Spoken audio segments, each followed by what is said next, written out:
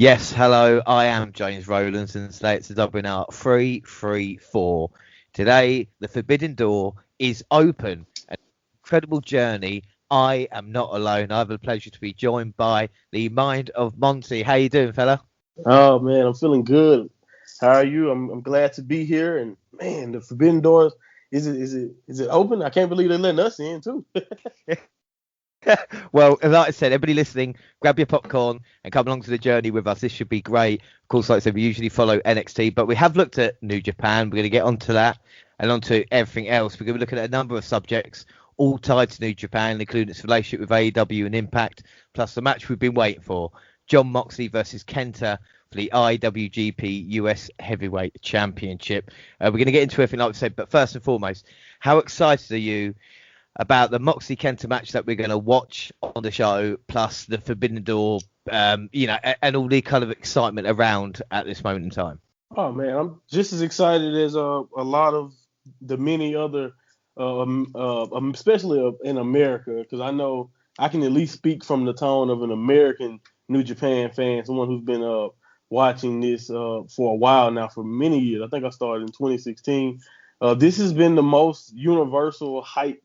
And what I mean by that is just that you just see it all over your Twitter timeline when Kenta first showed up in AEW, just how much this meant to how many people and what the possibilities are. And that's what I'm saying. Like, they really haven't done a lot yet, but it's just so much that can happen and just the hype about this. But personally, I've been excited for this match for a long time. They had a tournament a while back. I think it was a new a tournament on New Japan Strong in particular, where Kenta did pick up winning the trophy. Not the trophy, the briefcase, where he will challenge Moxley, or the current U.S. champion at the time, for the title. And they've been waiting on this, pushing this, not really pushing it back. They never really announced the date, but this has been going on for months at a time now, where Kenta has been baiting Moxley and challenging him in his promos in New Japan, and just said, we'll decide this on my time. And Moxley been away. His first reign with the U.S. title, a typhoon was the only thing that took it off of him. And a typhoon happened in Japan. It allowed him. He missed the show. They stripped him because it was too long within too long of a break between reigns. They do that in Japan. They have like a set date.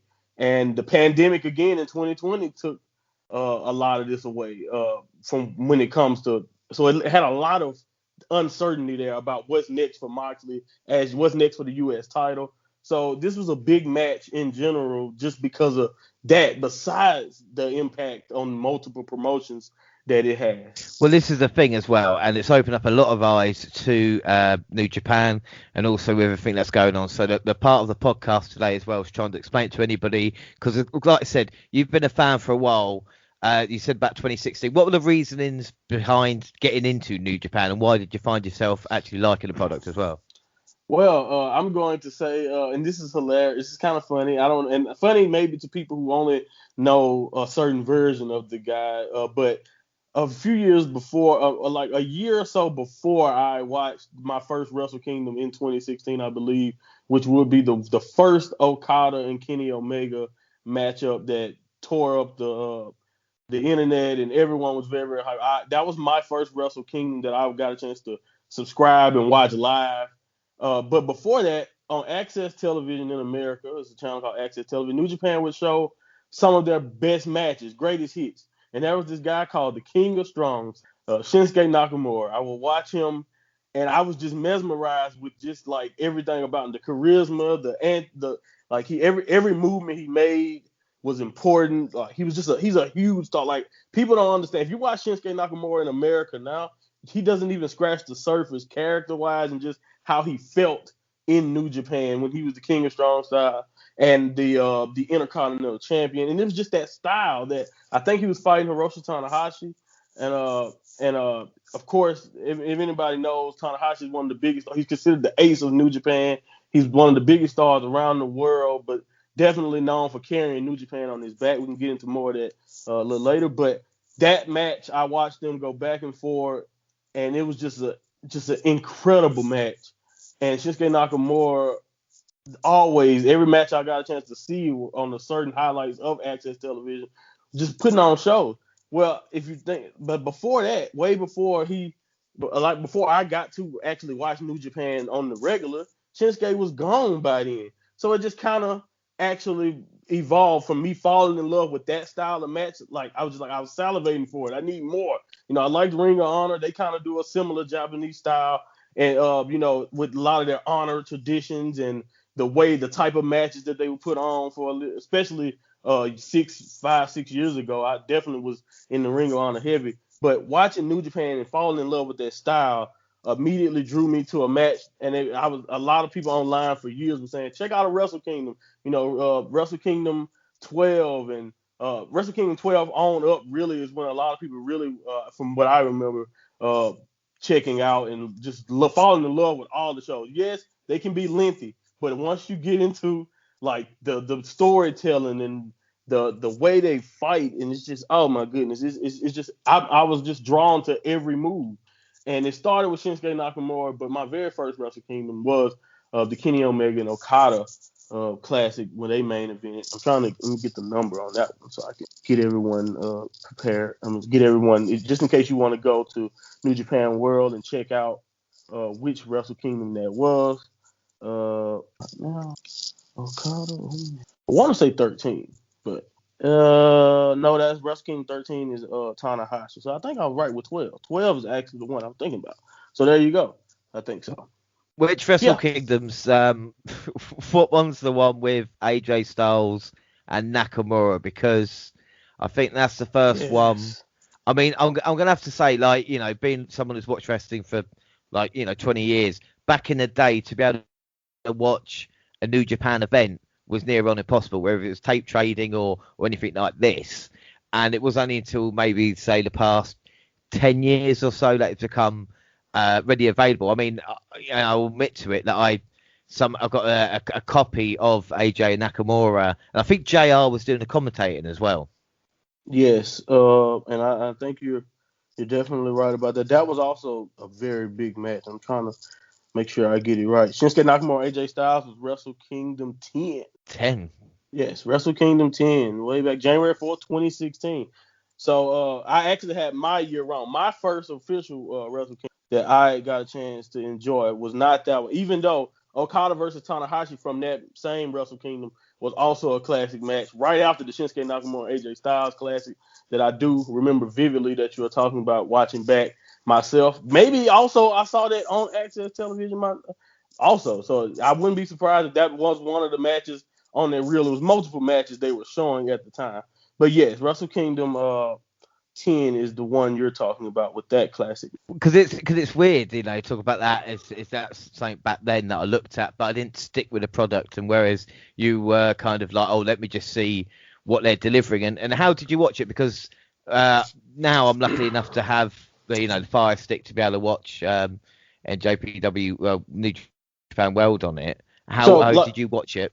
So like you said, at first, yes, I agree 100%. Before for years, it was always hard to get your hands on things, especially before they started the streaming service that they have had now since, I believe, 2015. But it's way better than it was. Like, it's way more English friendly now than it was those days. I did not watch, and I'm not gonna lie to you, I did not watch Wrestle Kingdom 11, which is my first Wrestle Kingdom, which is the Kenny Omega and Okada night. I did not watch that one via New Japan World.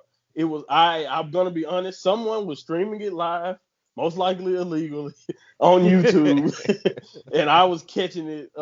It was like a replay of what had happened earlier that morning.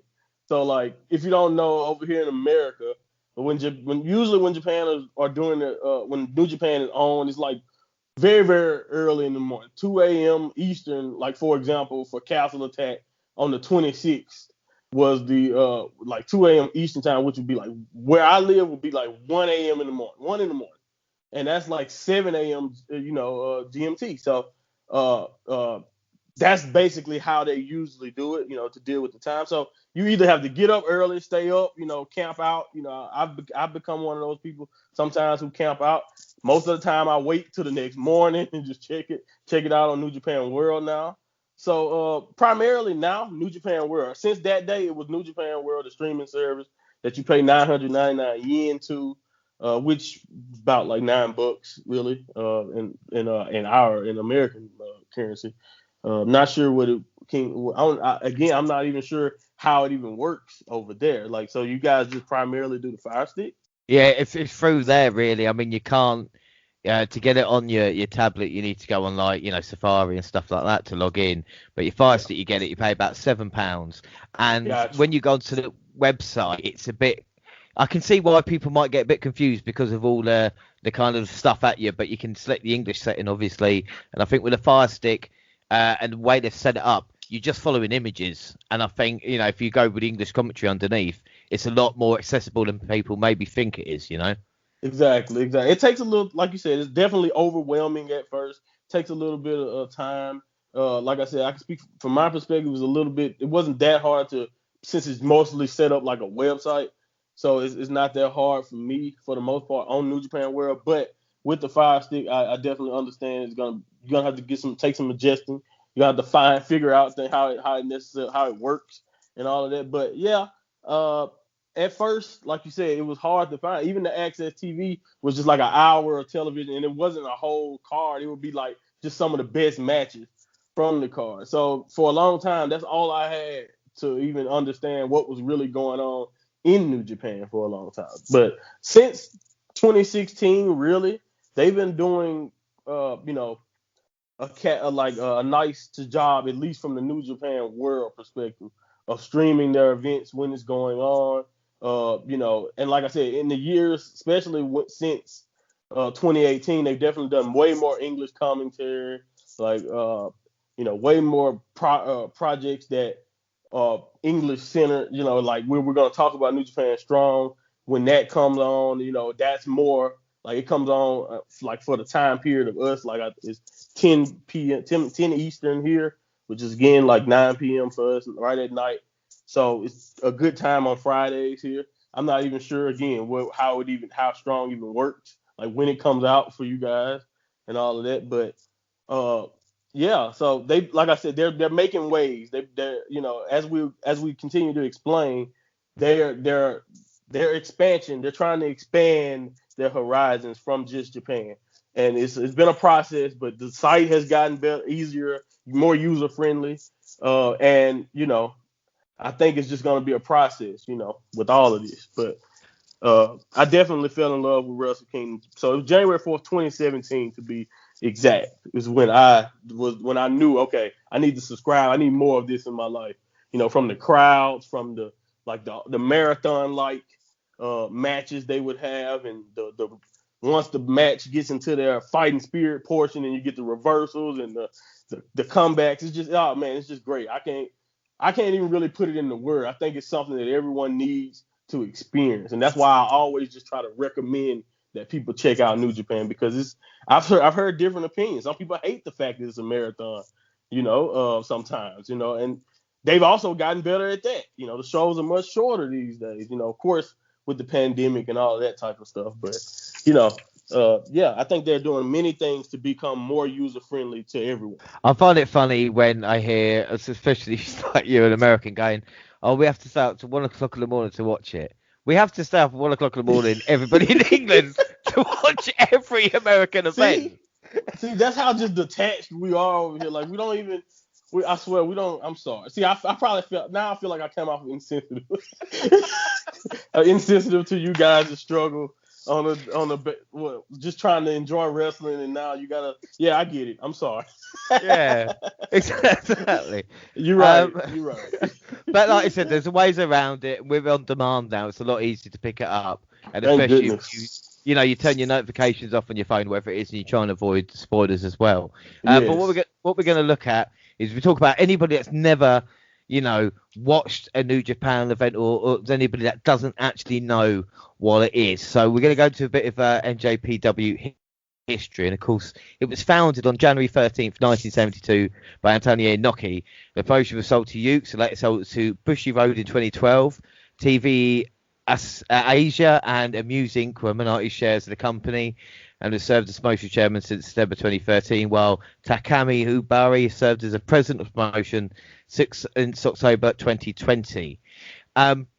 And what we're going to say about it, obviously being formed and stuff like that, when it comes to who's in charge, kind of who's behind the scenes, is it a bit like a Mr. McMahon type character, or don't we really know what's going on behind the curtain, so to speak? They do a really good job of protecting New Japan's brass and who makes a lot of the decisions. I think we will get into this. They do have presidents and CEOs who kind of become the figurehead, like the current one who is over their New Japan of USA expansion. He's relatively new because the most recent president before him, Harold Meij, resigned, I think, last November or October. So it wasn't that long ago. Those are the guys who I would consider the figureheads, the guys who are in the position, like a Vince McMahon, but they have, as far as I know, they don't have too much influence on what goes on in the show. The guy that, if you want to say, is a Vince McMahon as far as what happens on the show and how well it's booked is Gato. He used to be if you were familiar with WCW, he showed up in WCW back in the day when New Japan had a relationship with them. He's a great wrestler. He's had a great junior heavyweight career, and he's just a genius, if you ask me, just based on what he did. If you guys, if anybody was checking out maybe those classic Okada matches from a few years ago with Kenny, he was the guy managing Kazuchika Okada. I think he's actually Okada is his cousin, by the way. So that's a nice little nod right there. But Gato is mastermind. I think he's influenced by a lot of old Southern style wrestling. So a lot of the stuff with the Bullet Club that's happened in the recent years and all of the heelish tactics, he's just great at that type of stuff. And I honestly think he's one of the best people who book, in my opinion. He does New Japan Strong also. So he's just one of the best bookers in the world. If you want to go there and we want to talk about with Tony Khan, Triple H, Vince McMahon, the guys who are making these decisions, or the guys who get the final say, Gato definitely deserves credit, because a lot of the best moments of the last, let's say, at least since 2012, I can at least account for a lot of those best moments in New Japan history, and the guys who coming in and out of that door is because of Gato. Even Jericho's relationship with New Japan comes from Gato. I'm about to say, because those two had some great matches he's talked about back in WCW. And have that relationship to kind of open up the door to Jericho. And a lot of people thinking maybe is this the first time New Japan have worked with other companies. We're going to go into more detail in a little bit, but just to reel off a list, I mean, with NWA, they've had agreements with MMA promotions as well, like Pride, the WWE, All Elite Wrestling, of course, World Championship Wrestling, AWA, World Class Championship, Impact, Ring of Honor, Pride Fight in New Jersey, All Pro Wrestling. And of course, it's the biggest promotion in Japan. But why is it? What's its importance, and why is it respected so much? Because obviously, you have big promotions around different countries. In Mexico, the AAA and stuff like this. Of course, maybe you could argue Rev Pro in the UK. But why is it the kind of clear leader, and why is it so important and kind of respected? I think that has a lot to do with its history. Of course, started in 1972, and how famous Inoki was, not only just in Japan, because he's definitely was one of the biggest names in Japan, but after his fight, or his legitimate fight, by the way, that people did not necessarily love, with Muhammad Ali, he became pretty much a worldwide name for a while, and especially during that time when he was active. But anyway, I think it's a lot of it has to do with the history. In the 80s, they came up with IWGP, which is still the name of their heavyweight and their junior, and all their championships goes under the International Wrestling Grand Prix, which is something that Inoki started, and it just has such a great history. I mean, Hulk Hogan won one of their very first big tournaments. People probably don't even know that, like you said, they had great relationships with other organizations for a long time, and that was in the 80s when that happened.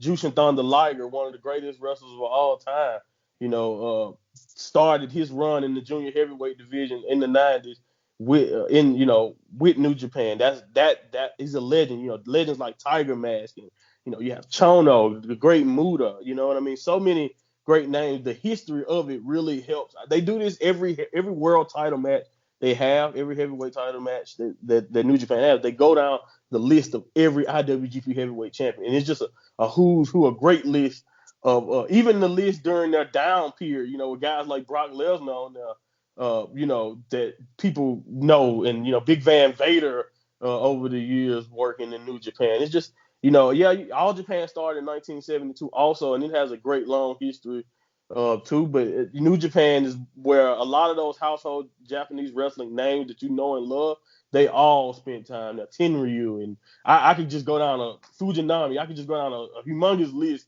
of just legends over the years who have done this. So it's important. It has a lot to do with that, and also just like what is become known for, especially now. I can speak for this current era. Like I said, I always try to reference like you said, 2012, maybe when Bushiroad took over and all of that type of stuff, how things started to change. The strong style, like Shinsuke is called the King of Strong Style in WWE, but he was the King of Strong Style for a long time in New Japan before it was. He coined the phrase. Strong Style is a New Japan thing, fighting to where it's all about fighting spirit. Sometimes you really wonder about the health of these guys because it's so stiff. It feels like a shoot mid-match, something else that Inoki, absolutely loves. So, and, put on the map also with Strong Style. That was his style of wrestling. So it's just, again, it's deep-rooted in such a great history. And it's just like I said, the contrast also is so important to me personally because it's nothing like anything else I watch. I think in recent years, things like NXT and, like I said, Ring of Honor, certain other things started to fight more of a strong style. Even the main roster fight more of a strong style maybe these days. But a lot of that comes from and stems from a variant of the New Japan. Well, like I said, you covered a lot of things there, and I just want to go into detail about a couple of them. So, of course, we talked about Inoki and how kind of a bigger star he was. I'd like to talk about with Muhammad Ali. Anybody wants to go back and watch that, he's based on his feet, on the floor all the time because they couldn't agreement. Of course, Muhammad Ali during that time was a lot of boxing, but Inoki was huge. You talk about the kind of biggest stuff, a Hulk Hogan. And speaking of a Hulk Hogan, even when he went over to Japan, he kind of respected it so much that he changed his style. And it wasn't a leg drop; it was his finish. It was the clothesline, the running axe. Because he said he respected it. You talk about injuries as well. Vader, Stan Hansen having the battle where Stan could never kind of see right, and he shot Vader off to the ropes and was looking out into the distance. And it kind of took out Vader's, his eye came out of the socket. And basically, did they stop the match? No, he popped it back in and they continued. Kept going. And it's like, insane. And you talk about the list of, from that Hogan to, even to Lesnar, and it seems like the WWE, someone leaves and they go, right, we're not going to, talk about them at all. And with New Japan, they kind of look at the history and go, yeah, we might have made some mistakes, but this is what it is. Exactly. And it's interesting as well about the IWGP thing, because people might not understand why it is not like the NJPW Heavyweight Championship. So it's IWGP. You're saying it was for the Grand Prix. So, and that was in the 80s when that came around, yeah? Yes. It was the first tournament held in 1983. And and Hogan won, and of course he defeated Inoki in controversial fashion. But Inoki, of course, won the next year. Andre the Giant won in 1985. And after 87, after Inoki had already won 3 of those Grand Prix tournaments, he decided that the winner, should be a defending champion, the winner of the tournament. So the first IWGP Heavyweight champion was crowned, which of course was Antonio Inoki. In 87, and that before that though, in 85 the IWGP Heavyweight Tag Team Championship was created, and then in 86 they created the IWGP Junior Heavyweight Champion, which was held by first held by Shiro Koshinaka.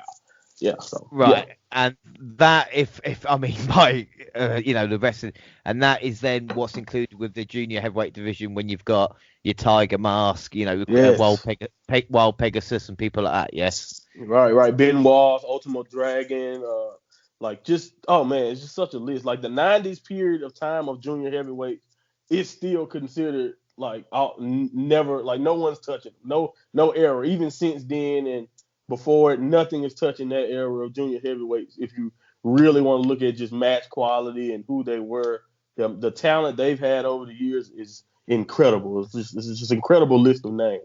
Yeah, and this is what I say, and so it's almost like throughout the years, rather than saying right, we haven't maybe got the best heavyweight wrestlers, we kind of use the junior heavyweights, and if you're saying that's early 80s, then obviously with WCW in the cruiserweight division afterwards, it was those, it was the first time they kind of put the junior heavyweights in a prime position. Yeah, I agree. I think a lot of that influence that ECW and like you said, WCW, a lot of that stuff of making the cruiserweights, making the smaller divisions in America came from, like you said, the prominence and just how everyone loved what Liger and those other legends were doing in those matches. Like you said, Jericho came over in Japan and wrestled as a junior heavyweight plenty of times. Like, it's just, like I said, it's such a long list of greats who went over there, had great runs, whether they were champions or not, great matches. Best of the Super Junior tournament is just like a junior heavyweight version of the G1. So the juniors are just as important, if not more in certain cases, than the heavyweights in Japan. Like, they're on the same level. I think that's the one difference that maybe in American television of wrestling, like especially in WWE, with the way like for example, 205 Live, there's no way.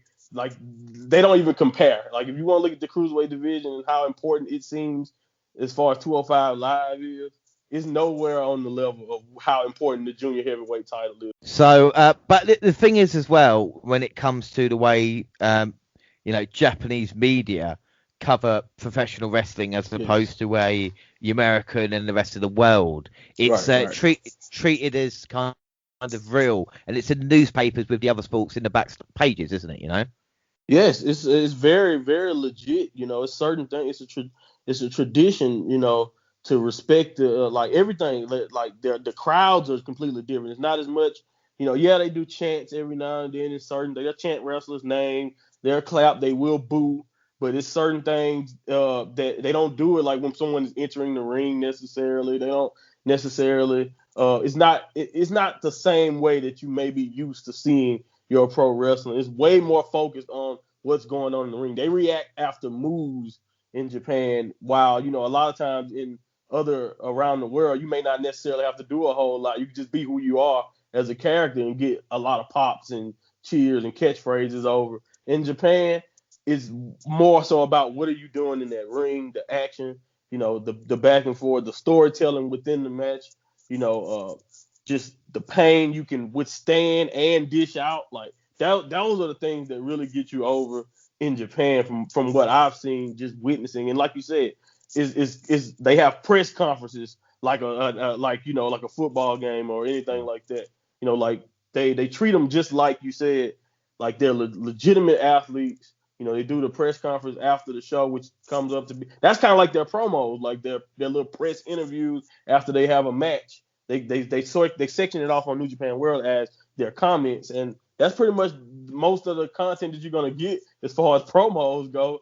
If you're just watching the shows, you'll never see someone walk out and give a promo at the beginning of a show and set up a feud most of the time, if they are gonna do that, it'd be after the show, first of all, and then second of all, like you said, it's just a legitimate. It's viewed. You got they got different sports media outlets interviewing the wrestlers after title matches. So it like you said, it's treated just like the real thing, like any other sport is treated. And I do like that. It's a nice touch. It's different. And again, that's what I say. That's the thing that drew me into it, just how different it was to see wrestling presented in that way is refreshing. Yeah, I think without a doubt. And we talk about kind of the way it's treated and how it's going with that. And I think that's brilliant. One of the questions that people may ask is, why is there not a women's division? Why are there not women involved in Japan Pro Wrestling, or are there? And we just I don't know about it. Right.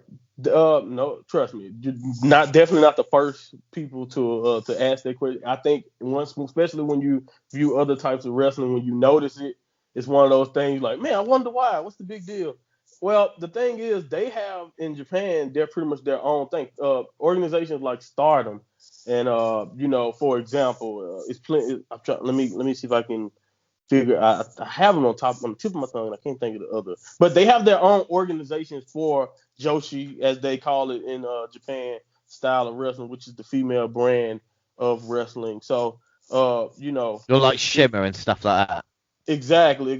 So they have their own champions, own, uh, situations, their own companies. So when you see like great Japanese wrestlers like the Oscars of the world and some of the Emi Sakura and Hikaru Shida and a lot of those ladies came from different Joshi organizations in Japan, and they have their own things. Like I think Stardom definitely has their own like streaming service and things set up kind of a similar way. Uh, in New Japan has one now, so like Stardom is the most famous, so that's why I keep focusing on that one. But there's plenty of other great, female Japanese wrestling organizations also. And like I said, they just focus on the women as opposed to having the kind of mix between the two. Exactly. So they just have their own thing, basically. Yes. Quickly as well, we talk about the fans of Japan, because I think the fans of Japan are very respectful, maybe not, as rude maybe as some of the fans. I think it is sometimes. I think it's like in London, and I think somewhere other places where the crowd can add to a match, but when you're in WWE events, other wrestlers' names and just trying to get yourself over, I don't think that helps. And I think there's a sign of respect. And I always remember, especially Mick Foley's book, where they go into the crowd and the fans would love it if you get hit by a chair because it'll be part of the show, or getting chased away and stuff like this. Where you think if he tries to do that in America, the kind of lawsuits. Is it because of just the kind of way wrestling is treated, or are Japanese wrestlers or fans, got more respect for the wrestlers themselves? I think it's a little bit of both. I think the treatment, I think that was kind of leading to each other since they're treated as legitimate. And a lot of these guys are, like, I'm going to be honest with you, Minoru Suzuki goes into a crowd, especially when things were normal, he would go into the crowd multiple times. And I dare any fan, I don't care where you're from, try him if you want to. He is legitimate. He will legitimately beat you down, and he looks insane. So like I don't recommend it for anyone. But I agree, it has a lot to do with the respect for the wrestlers, and also just like you said, they're just honored to be a part of what they love of the show. Like if one of them get hit on accident, they'll be smiling just like nothing happened, or they love it. Like you said, they get shooed away, get out the way, and they love being a part of the show. They love seeing the wrestlers up on them. It's kind of weird talking about this now since I haven't seen one of those spots in a while, and it's crazy. I didn't realize how much of a part of the show it was until I think Ishii a couple weeks back went over the barricade, and right now the wrestlers can't go over the barricade. So when one of the wrestlers went over, the Jay White, who was fighting Ishii at the time, could not go get him, so he had to wait until he come back through the barricade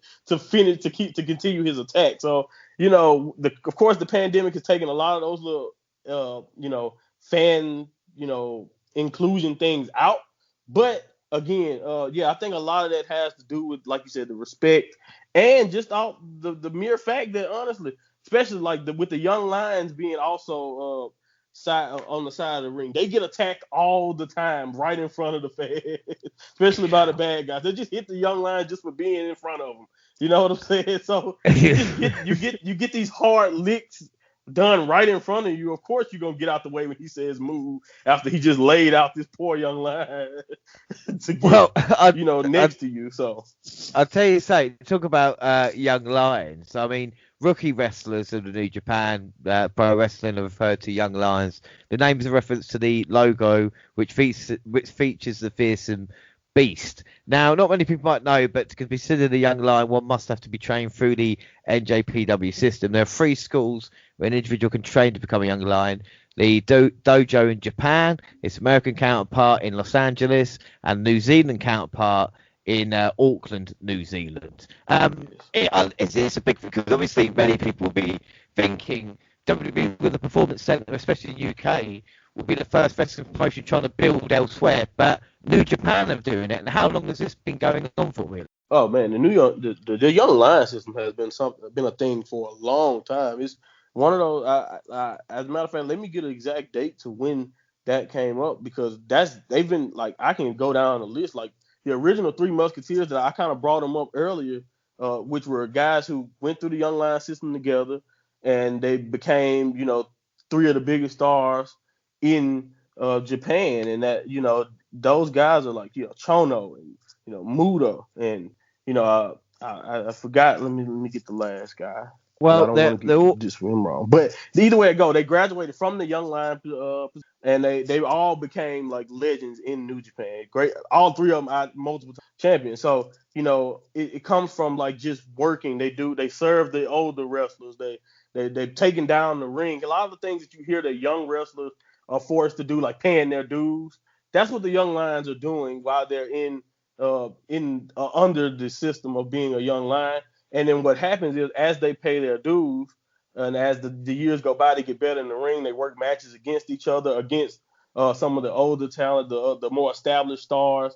They go through they get better, they improve, and then they get sent off on excursions. Sometimes anywhere, it could be multiple times, like those working relationships that we talked about earlier with WCW, or like as now with Impact and Ring of Honor, and even in Rev Pro have taken plenty of new young lions over the years, also with their working relationship, well, and taking Japanese talent from the Young Lion system and help get them more experience. the young lions, they kind of live in the dormitories adjacent to the dojos. They expect to perform household duties such as cleaning, laundry, and cooking. Yep. For wrestling shows, the young lion is expected to carry the baggage of their seniors, assemble a ring, arrange guest seating. They're also responsible for the security of the audience, shielding them from brawls which may spill outside to the ring. They also wear plain black. They also, I guess, have no gimmicks until they've kind of earned them through the system. And also it's saying that Nakamura and David Finlay, are the only two young wrestlers in history to win a championship title during their young lion days. So this is the kind of thing that everybody has to do, yes? Yes. For the most part, unless you come from another organization and you've already been through maybe a young lion system, maybe. But even sometimes, like for example, Juice Robinson, fresh out of NXT, when he left NXT, he went right into the young lion system. Even though he didn't really wear the all black guard, you know what I mean? He still went through their system, learned their style, and went through it. He didn't necessarily have to go anywhere on excursion, but they still allowed him through. I think, as a matter of fact, the Young Lion system actually started when this started. So like 1972 was like some of the first graduates of the Young Lion system. So there you go. From the beginning, they thought that it would be a great thing to create their stars from a homegrown process. And it's really genius in my opinion. Like I really was, when I first seen it, I always wondered when I first was watching a couple of New Japan shows, like who are these plain guys, out here wrestling? I don't know who they are. Most of the time when they start off, they don't look like much. They only do a couple of moves. They do the Boston Crab. Not too many. Most young lions finisher at the time is the Boston Crab until they develop their move sets. It's, but the process though, you watch a guy go from looking not much to maybe looking more ripped as you see him as the months go by or as the years go by, depending on how long their process is. So it's a genius way to keep your talent, and like you said, no gimmicks. And then when they leave on excursion, they come back usually with a gimmick in hand, a new style, whatever, the dyed hair, all types of things is usually involved in when the return process happens. But everyone that you can think of that did it, most of the time they went through someone's system. Like even if you started in All Japan, you probably went to the All Japan dojo or something like that. Like in Japan, that's really one of those things that I just think it's a really great idea. I honestly, really, that's what this is. And then you see, like for example, when I first started, guys like Yo and Sho, who were part of Roppongi, a tag team in New Japan now called Roppongi 3K, they were young lions. Jay White was even a young lion just like 4 or 5 years ago, and now he's one of the biggest names in wrestling, and a former IWGP heavyweight champion, Jay White, because of and look at where he is now. Tearing up the internet with his decision making, and he came straight from that young lion system. Well, this is the thing. We talk about, excursions and taking journeys to places. I mean, there's a couple of wrestling documentaries I've seen where you kind of, middle of nowhere. I think it's in Canada, and it's this poor Japanese guy, word of English or French, is surrounded by it, and Right.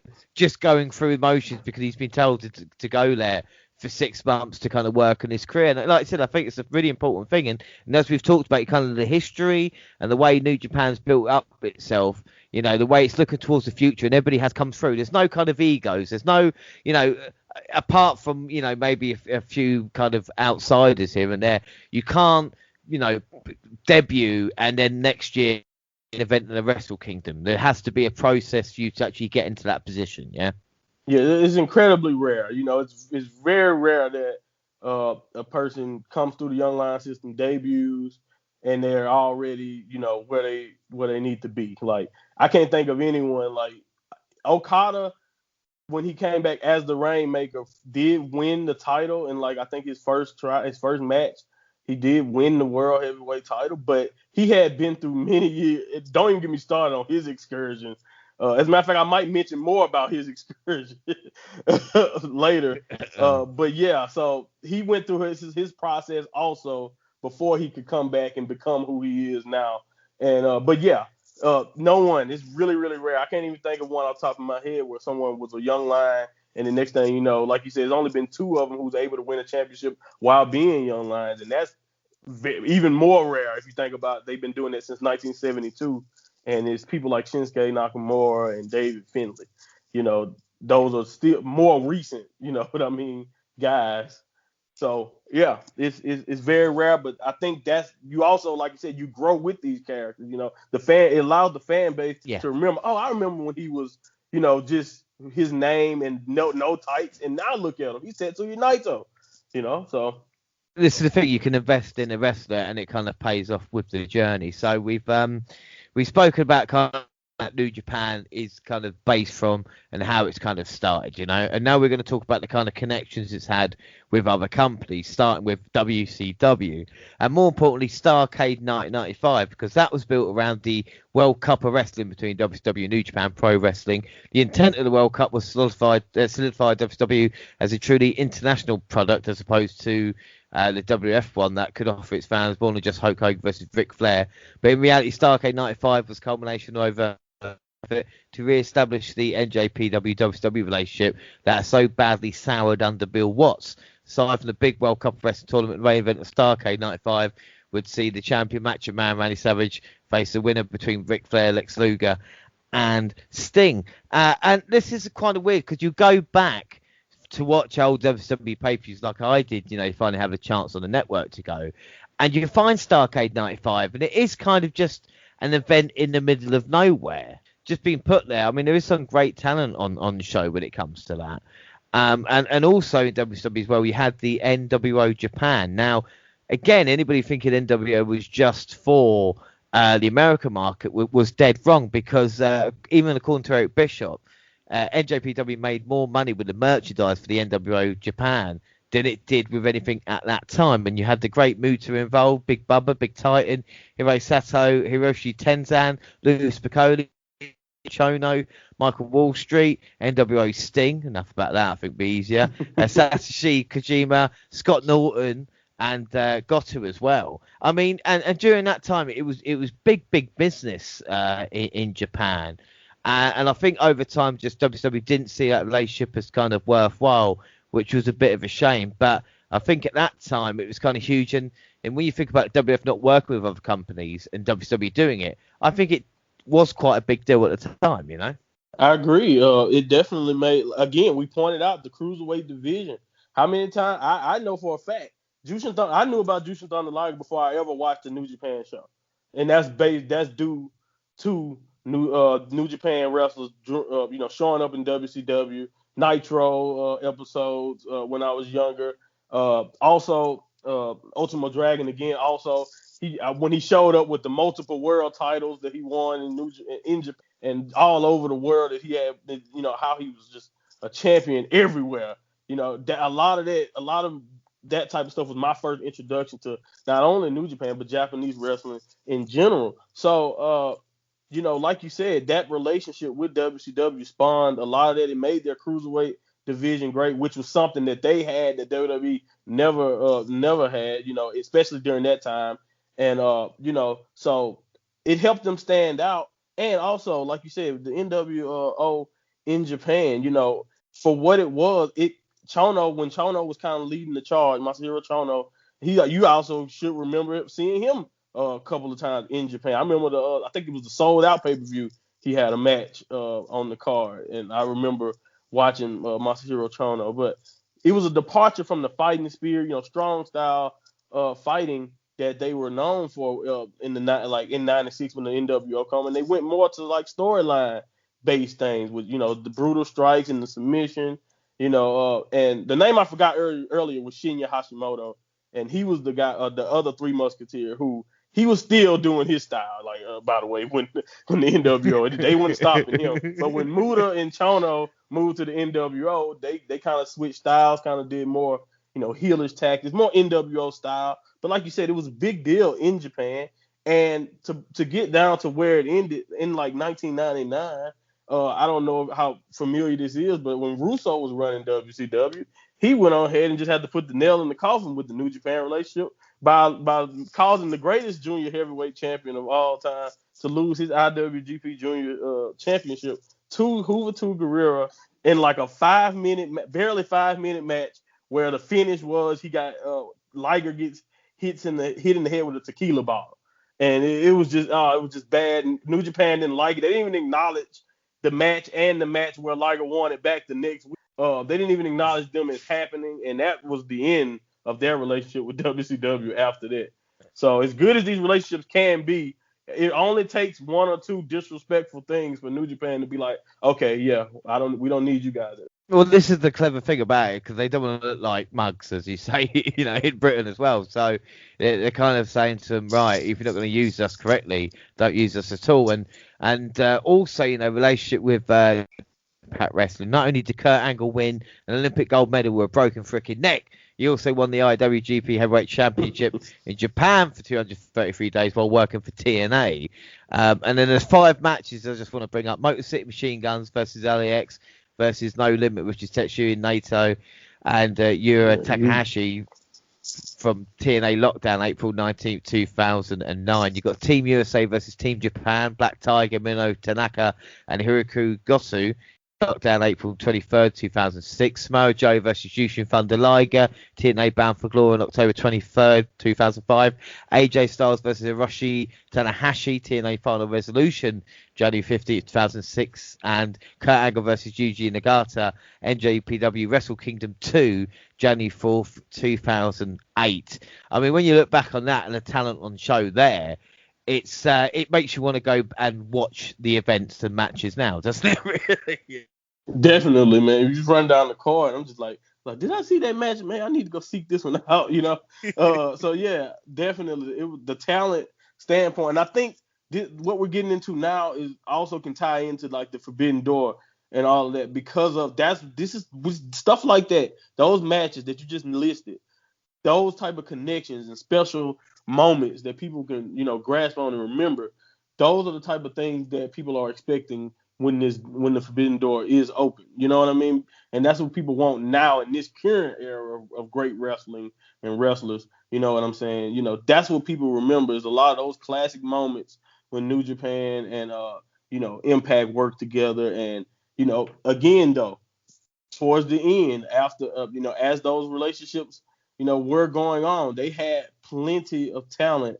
Impact did, to where if you think of, if I listed off some of the guys that they had, with Naito, and then they had Tanahashi and Okada around the same time, 3 of the greatest, if you want to mention in New Japan, and just look at how they've been used since around the same time. And they just did nothing with them, and that's another thing that just kind of soured the relationship.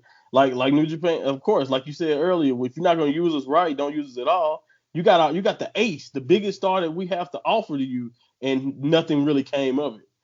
So stuff like that, like, again, we'll end that relationship pretty quickly when it comes to New Japan. But just imagine, like I said, all the things that we could have seen. We could have saw AJ Styles and Okada, way before it ever happened in New Japan. Without doubt. We'll just touch on Ring of Honor because they're the ones who have the most recent relationship with NJPW. And, of course, they had the Supercard of Honor event. Took place April 6, 2019 at Madison Square Garden. That's right. Vince McMahon's home. He's watching it go, God damn, what's going on? You're fired. And that was April 6th. 16,534 there. I got to admit I didn't watch the event, but again, it's something that they were trying and doing at the time. What did you think of the event that took place? It was a really good show. I remember really enjoying that night. One of the things that stuck out to me was the American, or I don't know, everyone there probably weren't American, but the people who were in the crowd in Madison Square Garden after the main event, where Kazuchika Okada finally regained his title against after fighting Jay White, who, by the way, just had been a spoiler to that point when it came to fighting Okada. Every time Okada came close to winning, he would find some type of slimy way to retain or find a way to screw Okada out of an opportunity. So that to have a big moment like Okada regaining his heavyweight title and to hear the American fan, chant Okada and like listen to his promo and the fan interaction. I'm telling you, I know you say you didn't watch it. Please go watch it and just see the connection and how big New Japan felt at that moment, because in Madison Square Garden, a place like that, we all know how important that place is. And like you said, even I know you're joking earlier, but the connection with Vince is undeniable. To do that in that place, you know what I mean? And to be the head, to be headline that put on the show that great. They had another ladder match, I think, with Matt Taven. I'm trying to remember. Jay Lethal was in it too. I think it was just Jay Lethal and Matt Taven. But anyway, it was a great Ring of Honor title match too on that same card. So at the end of the day, both companies ended up looking really good from this one special night in Madison Square Garden, and it was just a great night altogether. All the way from the Battle Royal down to the main event. Well, then of course COVID happened, and of course a lot of wrestling. I mean, British wrestling was shut down for 10 months. So, and even then the independents aren't open yet. Of course, you've got NXT UK, which is filmed in BT Sports Studio. We know about what's going on with the American ones. How did COVID affect New Japan, and how soon after did they start kind of running events again? Because I'm quite shocked to see some fans in attendance at some events in Japan. How bad was it? Oh man, it was at first. I know I was not only very worried, but I know they were, and it was a lot of uncertainty, not only in New Japan, but especially just in the wrestling world in general. After what happened, they had a big year. I remember after the Wrestle Kingdom in January of 2020, them announcing just huge events for 2020, and a lot of that stuff had to be canceled. A lot of that stuff had to change. As a matter of fact, COVID has actually affected what people perceive as the relationship between Ring of Honor, because since they haven't been allowed with the travel restrictions, they haven't been allowed to trade stars as much. People wasn't sure they were still working together. But yes, according to Rocky Romero, who works with New Japan and he wrestles also, he's a big figure in a lot of the things they're doing in America now also. He said they're definitely still working together. It's just been hard with what's been going on with COVID. But it ended in February 22nd was the last show. February 22nd, 2020. It was Nakanishi's retirement event. And, he's another great wrestler from one of the great time periods in New Japan throughout the 90s, the 80s and 90s, and the 2000, of course, all the way down to 2020 when he finally retired. But, we had a lot, it was so much planned, but they didn't come back again for another special, which was their Together Project special, which is basically announcing that they were back. That was June 15th. That was in the summer of, in Japan. And then they finally had the New Japan Cup special that got with limited fans. There was no fans at the very beginning. And then I think by the time we got to Dominion, I know for a fact by the time we got to Dominion in July, it was people there. And limited, they had to, it wasn't a lot, and it's still not full stadiums, even though a couple of shows did look, I was surprised, like you said, there was that many people in there. But no chant, like the fans are supposed to be quiet. They're not supposed to be able to touch. Of course, like I said, the wrestlers can't even go anywhere near the crowd now anymore. A lot of guidelines. They had these sanitation breaks in New Japan now, where as a matter of fact, I think in this show, if anyone out there watch Castle Attack, in the middle of the show, especially on night one, they would go on break, and that's their sanitation. They're spraying down the ring and covering up everything, sanitizing as much as they possibly can in between the card. And the cards are way smaller than they were pre-pandemic. You can go to like a certain card in pre-pandemic, and if it's a big show like Dominion, it's gonna be like 8 matches, maybe 8-9 matches possible, depending on how many titles were on the card, because they have a lot of titles in New Japan, and sometimes they would do cards where all of them are on the line, and those shows can go like 4 or 5 hours. Now it's average around 2 hours, 3 hours at the longest, pretty much over 3 hours. So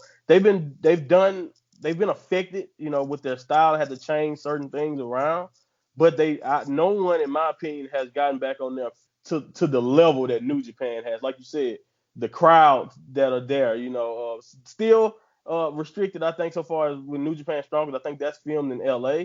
But as far as like things go, and like what they've been doing in Japan, and like the Osaka show, the Castle Attack show they just ran was full of people. So they've been doing a really good job, from what I understand, adjusting.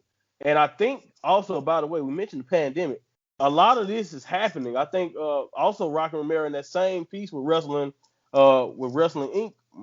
Mentioned that with the COVID situation, this is why they want to lean more on other organizations, or they think it'll be, a lot of guys in New Japan believe it'll be beneficial to lean on other organizations, because like you said, right now, with not being able to get live gates, everyone is suffering. Even WWE. Yeah, I think without a doubt. So what we'd say then is, of course, WNR's followed Wrestle Kingdom. We had last year's one, which I think Jushin Thunder Liger was his retirement. Is that last year? I think that's right. And then I think you're right. then the one we watched this year, of course, Kenta was still the briefcase holder, and Ibushi became God. Of course, winning the Intercontinental and the IWGP, as they call it, the World Heavyweight Championship, so to speak. So we're going to get up to date with all the developments, and we're going to talk about it. But first up, we're going to talk about New Japan Pro Wrestling. We talk about Strong. Now, what is the program, and why is it different from, shall we say, proper New Japan, or isn't it? Well, the main difference, and the thing that I think everyone notices right off the bat, is, like I said, English commentary for the most. They do have a Japanese commentary option, but it's the primary option really is the English commentary. It's more of like this ties into what they were doing pre-pandemic and expanding into the United States. They like you said, they have a LA dojo out there, so also that plays a big part into what New Japan Strong is. So for the American young lions, to give those guys a platform to get better the same way, the Japanese dojo guys have the Road 2 shows, or they have the certain pay-per-views or big event spots that certain young lions may receive depending on the card. It's basically a way for the U.S. Young lions to get that experience, and also for more New Japan U.S. talent to display what they have. They've had guys from all over the place, MLW, Ring of Honor guys. When the pandemic was going on, by the way, because Strong definitely helped out. When Jay White, before he returned back to Japan, he showed up in New Japan Strong. So it's basically a platform that's more, not only, like I said, English friendly or whatever. It's like the American version of like what they do and it just comes on every week, kind of like what we're used to seeing in the America. So it has a lot more to do with New Japan's expansion into the U.S. and just trying to be more like I said, user friendly and expand their horizons outside of Japan. But do NJPW have like a Raw or a SmackDown, like a weekly program? Was it more just the kind of, because I've noticed a lot with like Castle Attack, and then it's like Road to Castle Attack, which will be maybe 3 or 4 shows leading up to that. So I was just about to say, so that's exactly what if you want to say they have a Raw or SmackDown, those will be those Road 2 shows. They kind of they put, like, for example, Naito and Kota Ibushi is fighting in the main event of Castle Attack for the Intercontinental title. So to get ready for that match on the road to that show, they would fight each other in tag team scenarios, or whether it's with their factions or whether it's just with other partners. They would kind of give you a preview of what to expect when these guys fight one-on-one. So not only is that another great way to get young lions and other people reps, and but it also works with by the way, if you don't know in New Japan, pretty much everyone is involved with a faction. Whether it's LIJ, which is Los Ingobernables, De Japón, and I know that's in Spanish also, but anyway, that's Naito's faction. You have Chaos, which is ran by Okada. Of course, the Bullet Club, Suzuki-gun, obviously ran by Minoru Suzuki, and Taguchi Japan, which it has Taguchi's name, but it's really kind of looked at, in my opinion, if you really watch, they kind of like the babyface locker room. Tanahashi's there, Kota Ibushi's there, so a lot of the New Japan fighting spirit guys, they come from that ilk. But I think GBH, you got other little subsets, but they all kind of work within that faction, and they all fight each other. Sometimes factions fight each other, but anyway, that's what mostly happens on the road to show. They preview certain things that's gonna happen on the bigger card, and also certain titles. The junior tag team titles was defended on the road to Castle Attack show on the 25th, I believe, of February. So sometimes they do title matches on those road to shows, and but a lot of that is meant to establish what's going to happen at the big show, and also to get storytelling. You get those comments after those shows also to kind of establish, okay, why is this guy targeting this guy? Okay, or what does this guy want? Does he want this championship, or is it something personal? You know what I mean? You get a lot of that information, a lot of the backstage attacks, a lot of the extra stuff that you kind of know and love pro wrestling for your storytelling. That happens a lot on the road. The big shows are kind of like where the blow-offs, take place. Yeah, excellent. So and that's what I'm saying. Anybody listening to this can understand exactly what's going on now when it comes to kind of New Japan. So we're going to go date-wise with all the developments that's happened. And basically we'll start off with our Watch Strong for the first time on January 29th. And we see Fred Rosser, who was Darren Young, Leo Rush and TJP. And like to talk about Leo Rush, is wrestling in MLW now. TJP is the X Division champion, going against Kenta, El Fantasma, and Hikuleo. I hope I'm saying that right. It wasn't a bad match, but with the talent involved, it kind of made sense.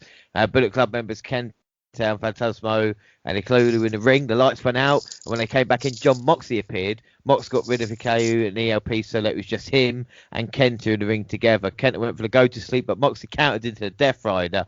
Moxley then grabbed the microphone and said the Borders would not stop him from facing Kenta.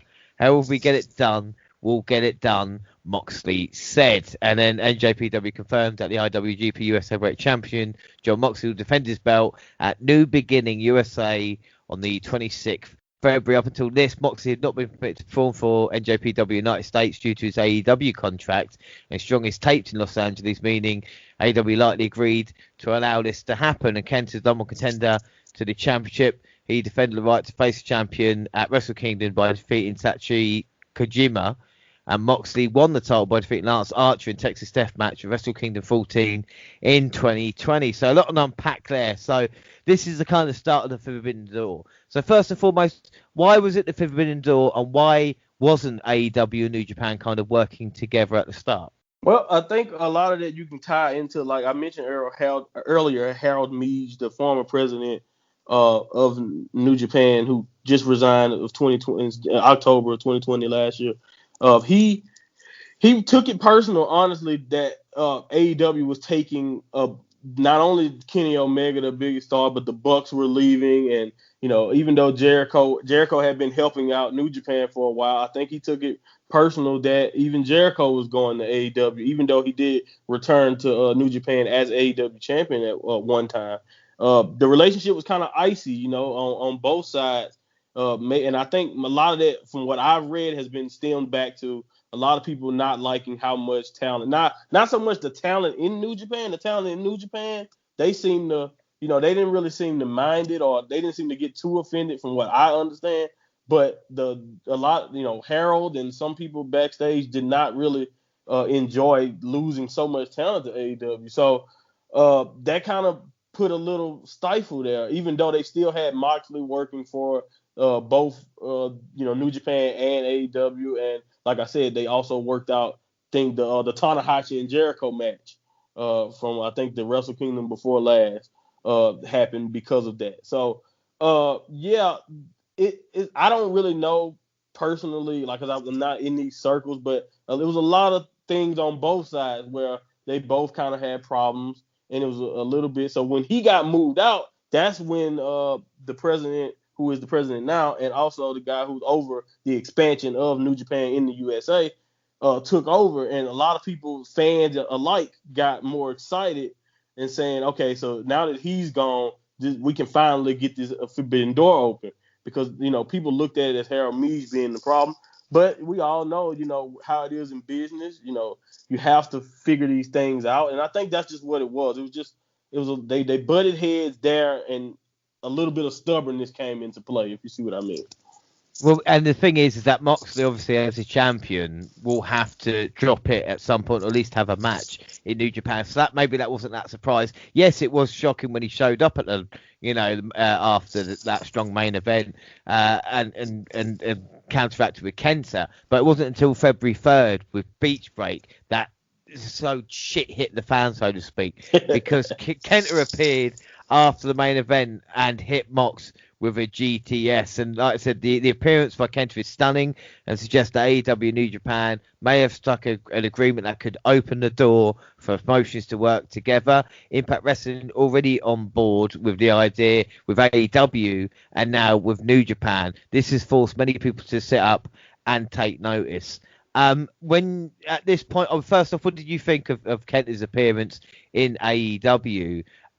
Were you just marking out and thinking this was the biggest moment, or again, were you not surprised, thinking, well, they're going to have to tell the story at some point? See, I would be sitting here lying to you if I told you I didn't mark out at all. It was still a great thing to see. I was definitely still relatively shocked by it, but being someone who watched New Japan on the regular, I will admit also that I figured something like this would have, like you said, would have to happen eventually. They couldn't just keep letting Moxley, for a while after the pandemic. What happened with the U.S. title is it just wasn't really talked about, other than when they finally had the tournament that let Kenta, win the briefcase. Then he defended his spot for a while. Other than that, they didn't really mention it. So I knew for a while, that the U.S. title had to find some type of way. I thought they were maybe going to strip him again or something like that, but I'm glad they didn't, by the way, because that would have been a bummer. He still has never lost his belt, and I think that's what the way everybody would want it until he got a chance to defend it again. So what happened, honestly, to me, I again marked out. Definitely was excited, especially because I like Tama Tonga, who's part of the Bullet Club, if you guys don't know, and he talks a lot of mess, and he really was just laying into the Good Brothers who are Impact Wrestling, and also AEW now, and Kenny Omega. So when I saw it, and when you listen to the way he talked about it, then I see Kenta pop up on the show, I was just shocked just based off that, because I was like, okay, it must be something still there if Tom is talking this negatively about him. But no, maybe, who knows, we could be just getting worked. Either way it goes, it was nice to see Kenta in that position, even though, like I said, in the back of my mind, I knew it had to happen at some point, because Kenta had been carrying around the briefcase for a long time, and Moxley has been the champion that we haven't been able to talk about or see for a long time. So I knew eventually something had to happen. Well, down in February 5th on NJPW Strong, Jon Moxley had an interview. Of course, Kevin Kelly spoke with him about his upcoming title defense. He said, you can't litigate your way to the US Championship. You can't talk your way into it. Moxley said, you have to take me out. I live for this stuff. He has to kick a hole through my chest. And then on to AEW February 10th, Dynamite. And we had Kenta and Omega versus Moxley and Archer in a lights out match. Now, first off, that promo by Moxley on Strong is strong. But when they announced this match, I thought, are you fucking crazy? Like a lights out match with Kenta involved. This match was fantastic. Kenta fought out and sprinted off the stage and landed a double foot stomp onto Moxley from the table below. The slow motion of that from Kenta as well was something else. And then we see Kenta getting involved towards the end, but the Good Brothers silence Lance Archer with a Magic Killer, and then Omega followed up with a V-Trigger and the One Winged Angel to get the victory. But again, amazing match, and the Forbidden Door's been kicked open, and Kenny Omega and Kenta are victorious here tonight on this historic Dynamite Excalibur. What a match it was, and did you think at this point we are there now with the start of this beautiful relationship, you know? I thought this night, I thought that particular match and that night would go down as the official or maybe unofficial beginning of what everybody is so hyped about. You know, watching that match and watching, like you said, the absolute. First of all, it was absolute chaos. By the way, that match. And if you just take it all into account, what happened, they were just going a breakneck pace. And it was just like, it was great all the way. You know, all the people involved did a great job, in my opinion. And it did a great job of building more heat for the United States title match. But like I said, I think whether it ended up leading right directly into more, good, working with AEW and New Japan, I believe that it at least is definitely one of the big first steps. You know what I mean? The fact that not only it went on without a hitch, everyone came out healthy. Far as I know, no bad, words were about from either company came from that situation. So when you hear things like that go on, and you saw how well Kenta was treated, also, by the way, is good. It leaves you nothing but like positive vibes about thinking about what's coming. Like I can't lie, I immediately was thinking, all right, what's next? Do Kenta win the title and we act like this never happened, or does Moxley retain and this open up the door for even more New Japan competitors to challenge for the belt? Like, I immediately was more hyped for what was to come on the 26th. Yeah, I think without a doubt. And then we go February 16th, and Impact getting on the party, because New Japan's Pro Wrestling's Finn Juice invaded the Impact Zone as David Finn and Juice Robinson made their in-ring debuts against Reno Scums, Luster the Legend, and Adam Thornstowe. We see Finley make the hot tag to Robinson explode into the match and join Finley for a homage to Power and Glory with a suplex frog splash combo for the win. After the match, Good Brothers reminded Robinson and Finley of their time as young boys in Japan. The victors reminded the Impact Tag Champs this isn't 2015 anymore, and they aren't young boys. It's through a dig or two to wrap things up. Did you watch this on Impact? And if you did, what were your thoughts? Yes, I got a chance to check out not only the segment after, but I did check the match out. Which, by the way, I love. I always liked Finn. I've been a fan of Juice Robinson for a long time. His U.S. title reign was a few years back was impressive. Him and Moxley, by the way, in New Japan had a great match in Moxley's debut in New Japan. But Juice Robinson and Finn Juice worked really, really well together. You could tell they're close friends in their comments after their matches in New Japan and so. So when I heard about it, I was definitely very, very excited to see them. And the match was what it was. I think it did its job, which was to allow people who weren't familiar with them to see how they work together. And the promo itself also was just great stuff. If you've been watching, or if you've been able to do like I've been doing and get a New Japan World and to go back and see Carl Anderson's run. Carl Anderson in New Japan, by the way, he was unbelievable. Like, he's not lying. 2012, he was in the G1 Climax final. Like, he was, as the Machine Gun Carl Anderson, before he was even, he was in a tag team at the time, I think, with John Bernard instead of with Luke Gallows. But anyway, Carl Anderson has always been known, especially if you watch his work in Japan, when he's motivated, he can be one of the best in the world. And I think what they can do with Finn Juice, not only will they have great matches, the promos are going to be great, as you already can see just between them two, because Juice Robinson has one of the best promos in the world. If you just let him be himself. I don't know how unfiltered he can be on Impact, but I know Juice Robinson definitely can cut a great promo. But yeah, so I love that. If you don't know, like you said, we mentioned earlier, we explained how the Young Lion system go. Juice Robinson and Dave Finlay went through that same Young Lion system. They carried Carl Anderson and Luke Gallows' bag. They filled up their drinks. They took care of the more established guys, which were those guys at the time, and to see them bringing that element into the storyline on Impact, I just think is a good job, and it's great stuff, man. I love it. I love what Impact has been doing, not only since this relationship started, but really since my guy Don Callis, started making more decisions over there. Without doubt, and I think the way it looks, they've set up an 8-man tag match, them teaming together with the Good Brothers on the Impact coming up, and with Sacrifice just a couple of weeks' time, maybe we will see the Good Brothers versus Finjuice for the Impact Tag Championship. That'll be interesting to see. And of course, the other thing that's quite good is obviously the agreement and NJPW World have got is the fact is that if the matches are involved in other promotions, Rev Pro, this was last year when Ospreay and Zack Sabre Jr. had the match on Rev Pro on demand. That was featured on here. The Dynamite match that we've mentioned with Kenta is on there, and the Impact match with Finjuice is on there as well to go check, which I just think so fucking clever. It's simple, but it's there if you just want to check it out, then you can kind of catch up with it. But like you said, not everyone is happy because Tama Tonga has criticised AEW's recent trademarks because they've filed trademarks to the terms Too Sweet and Forbidden Door, the first of which Tama Tonga already called out, saying how AEW can take it because the Bullet Club doesn't use it anymore. Of course, we've seen a working relationship after Kenta appeared on Dynamite, and of course the match coming up at New...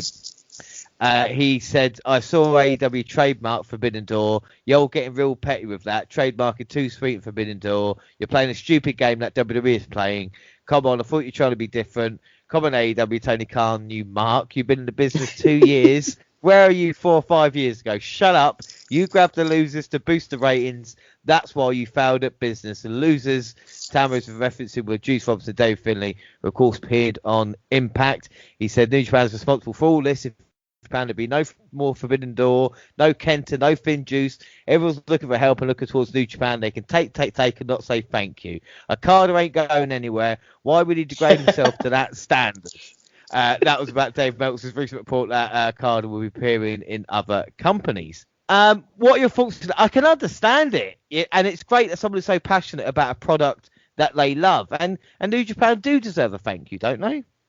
Oh, yeah, they definitely deserve a thank you. I think what they've been able to do on their own is why they are in so much demand to work with other companies. You know what I mean? They have pretty much established themselves as one of those, not only the biggest name in Japan, but just like they making a lot of money too. Also in America, I think they made $35 million last year, American dollars last year from America, which is a lot.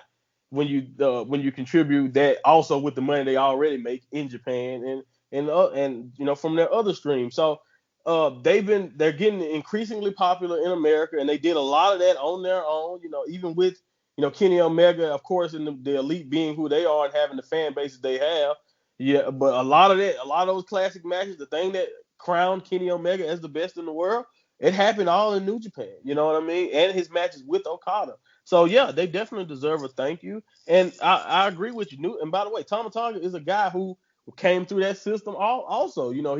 He's a Bullet Club day one guy. So if anybody can say anything about it, I know Carl Anderson is also, with Prince Devitt, but Tama was right there with them also, and with Fale and, those guys. So he has a huge gripe, and honestly, the thing is with Tama, he's so good at doing that and getting under everyone's skin and just saying things that he knows is gonna piss everybody off. That's the reason why I say be careful with what Tama says, because some of it may be a little bit honest, but also he could be working us all, and this could just be a big program that they've all discussed. Because from what I understood pre all of this, Tama Tonga and Carl Anderson would hang out together. I've seen Carl Anderson and his kids with Tama Tonga.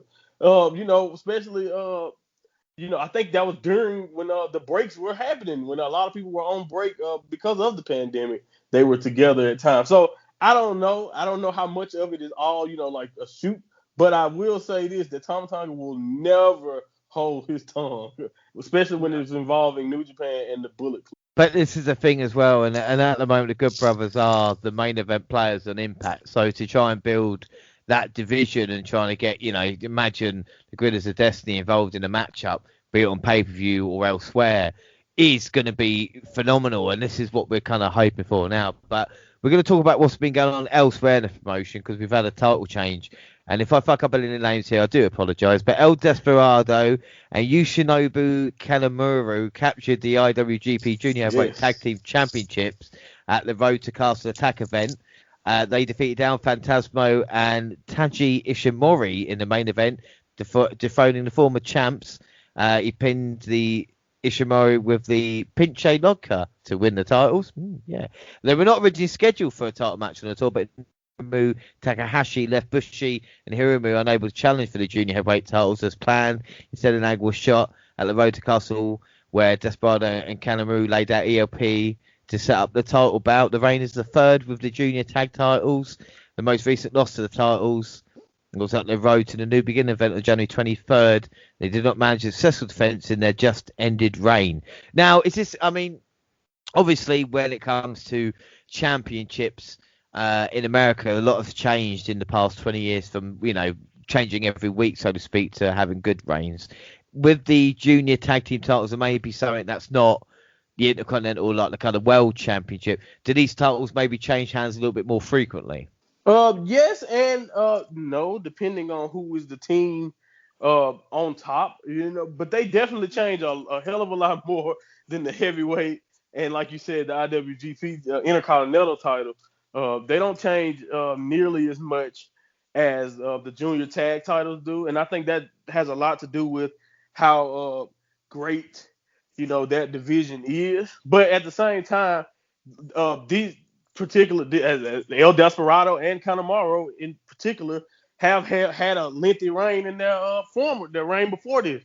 ELP and Taiji have honestly dropped the belts a lot more than I'm used to, honestly, because I think this is just their second reign, or rather, in a couple of months actually. So it's kind of crazy when you think about that. That doesn't happen that often.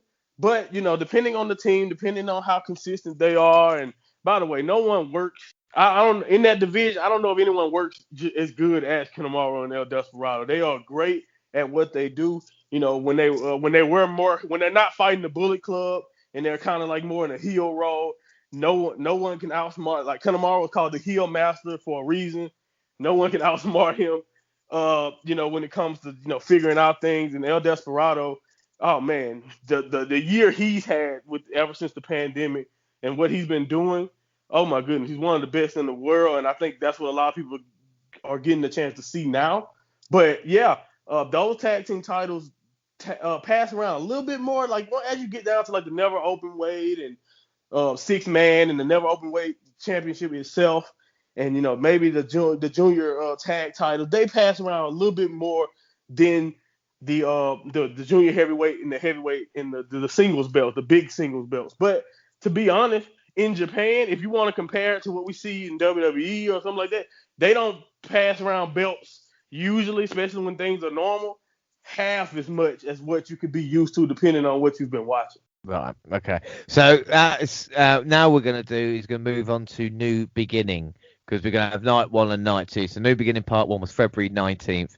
The look of the set, like I said, in this kind of pandemic era, especially in America, the way Impact have done it, I think, is really well done. AEW, of course, approached it in a different way. Same with WWE, like a Thunderdome. I didn't mind it. I'm not used to like a New Japan set anyway, so I couldn't say it looked any different or not. Yes, it was a little bit smaller, but right. I didn't really mind the set. The commentators were Kevin Kelly and Alex Kozlov. Then the first match was Mysterioso, Adrian Quest and Rocky Romero defeating Barrett Brown, Ray Horus and the DKC. Victor Romero scored a submission win. He tapped Brown following a suplex into an armlock. This was a good opener, without a doubt. Afterwards, it said Brown was exasperated and said he hadn't picked up a win this year. Plus, he wasn't in the Super J Cup, nor did he make it past the first round of the Lion Gate crown. His partners consoled him, but Brown was still on side with his performance. So I quite like that, because it showed that wins and losses actually matter. And it's not a case of, I lost a match, I'll move on. It was actually, no, I'm letting everybody down at this moment in time, I agree. You see a lot of that. That's another thing that I love about Strong, that they do, that they show a lot of the comments or like a lot of the things that people feel, and they talk about those things during the show. And it's kind of, again, like I said, kind of just like an English speaking version of what they kind of do in New Japan. But yes, victories and losses matter a lot. You know, a lot of that stuff. As a matter of fact, the way people usually get title shots, especially when things were normal, you know, every now and then you get the regular challenge and maybe it's a storyline reason, but for the most part, it's 100% because I lost this match, and whenever I lost it, whether it's in a tournament or whether it's in just a regular match or whatever, like if you pin a champion in New Japan, you have a right to challenge for that title. It doesn't necessarily mean it's going to happen when you want it, but you have a right to challenge for that title. So wins and losses mean very much a lot. And like you said, that promo exemplifies how you sell losing and how you should feel about losing, especially in professional wrestling. But losses mean everything. Wins and losses mean everything. Led roster defeating Hikuleo. On paper, this felt like a natural monster heel versus experienced but smaller babyface. It was a much slower pace than the first, but it was a nice switch in tone. After Roster kicked out a chokeslam, which no one had done on the show up until that point, he fought up from a backslide with a much slower Hikuleo and ended up scoring the upset win. This is a nice finish that will surely lead to a rematch in the next few weeks. And I liked the fact that in the post-match, Hikuleo complained that he was in fact the bad guy. So if anybody's going to cheat, it should be him. This wasn't a bad match. The former Darren Young looks actually great. And I mean, maybe he didn't get a fair crack of the whip in WWE, you know? I agree. I mean, you can definitely think that. I mean, honestly, do you remember one of the last things I remember them having him do with Bob Backlund? Yeah, he definitely did not get a fair crack. I don't know what. I can't even understand what they were going with that. But yeah, he definitely showed, especially since he's been in New Japan Strong, what he could do in not only in the ring, but like character-wise also. He hasn't had a lot of time to showcase everything just yet, but I think he like you said, not only can this stuff with Hikuleo lead to more, Darren Young definitely in the ring impressed the hell out of me because he never really got the chance, especially because I think he was mostly in the primetime players in a team, so he never really got a chance to show us what he could do, you know, in a one-on-one situation. So watching what he do in New Japan has been really, really good so far. And Hikuleo is the younger brother of, you know, Tonga Loa and Tama Tonga, so he's actually right. He's Bullet Club. He's supposed to be the one taking advantage of these situations. So I understood his anger, and I think Hikuleo has a really bright future if he sticks within the New Japan system, and I think he's only going to get better. No, I think without a doubt. And then we get El Phantasmo defeating Leo Rush. The event leads to a match at the Super J Cup 2020 show, which El Phantasmo won tonight. Main event had a slow build. At the beginning, these two spelled jaw jacked at each other. The two guys are among the best talkers, I think, in NJPW. So despite the empty venue, it never came off as awkward or out of place. They were back on the feet. Phantasmo shoved Russian referee Jeremy Marcus, giving Phantasmo a chance to load up a super kick for Rush as he turned back around. ELP connected, knocking out Rush to score a pinfall. This was a really good match. And the promo after El Phantasmo mentioned the annual Best of Super Juniors Cup that's coming up, which gives us reason to believe we'll be seeing both Phantasmo and Rush in the round robin this spring. It was a good show. 3 really different matches. A couple of questions. Oh, actually, no. One statement. The adverts in the middle were actually really funny. They're selling cleaning things. And obviously, it's a contract they have to do for Japan. But the way they do it is so tongue-in-cheek. I actually found myself laughing along with it, you know? I agree. And they're owed to a lot of the little ads you may see sometimes in Japan. The only difference is a lot of those are in Japanese, so you may not understand it. But they're basically doing an English-speaking version of a lot of that, a lot of those promotional things that they do. And I always liked it. I always thought that was a very, very nice touch, you know, to throw on these shows. One thing, though, about this match, I don't know if you noticed, you said loading up for his super kick. And one of the greatest things to come out of the pandemic is the backstory of ELP's new finisher, where he says he has trained consistently every day in the pandemic in Canada, kicking trees, and that's how he has the strongest super kick in the world. Nobody in Japan is buying it. They are accusing him of loading his boot. So if you know anything about ELP, loading his boot fits right in with his character. But yeah, I always like that. That's one thing that came from the pandemic that's a great touch to ELP's character. He's one of the best in the world, and him and Leo Rush got a chance to show that again. And another thing, ELP is one of the only people whose low blow is a straight punch. Well, that's what I like. I like the low blow being caught from that as well. I thought it was quite smart. Why does Kozlov hate Phantasmo so much in commentary? I don't know if they have a legit history. They may have a history because Kozlov used to be not only a wrestler in New Japan, but he wrestled for many years also before he retired years ago. So it's obviously something there. Maybe they could be leading to something in Strong. Maybe Kozlov want to return to the ring and do something with ELP. That's the thing I was thinking of, but I don't know. I don't know how active he wants to be, but it's obviously something there. And honestly, ELP. I don't know an announcer because Chris Charlton is someone who helps out with Kevin Kelly a lot on English commentary in New Japan, and he just calls him a scumbag and talks about him the worst possible way. So it has a lot to do with just a lot of what he is as a character also. But I don't know. As far as Kozlov go, it may be something brewing there.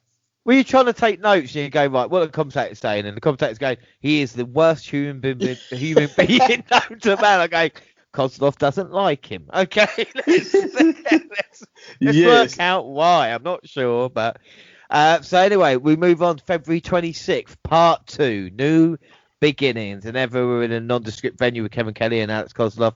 I'm anticipating a record viewing audience for this week's show. You can see Kevin Kelly is very excited. You can see he's in position and ready. And then we start off with Brody King, ACH, and Logan Regal and Sterling Regal versus TJP, Clark Connors, the DKC, and Kevin Knight. We see some great action in this matchup. We see a Mamba splash from TJP get the near fall. King breaks it up to start a brief parade of moves with DKC tagging in to put away ACH. Counting a brainbuster into a small package. DKC keeps going with chops and forearms, but ACH returns with a super kick and a brainbuster to get the win. This is an entertaining opening tag with Brody King's team dominating throughout as ACH surely popped at least himself by doing the whole match in a hoodie and a balaclava. There was a lot of talent on show. It made me think this is a great way. But when will we see TJP start coming out of his X Division title as well? And when will they start maybe referencing that?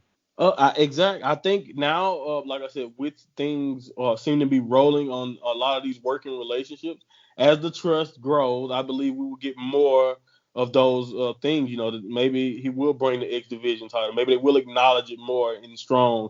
And maybe put a couple X Division title matches in Strong. Who knows?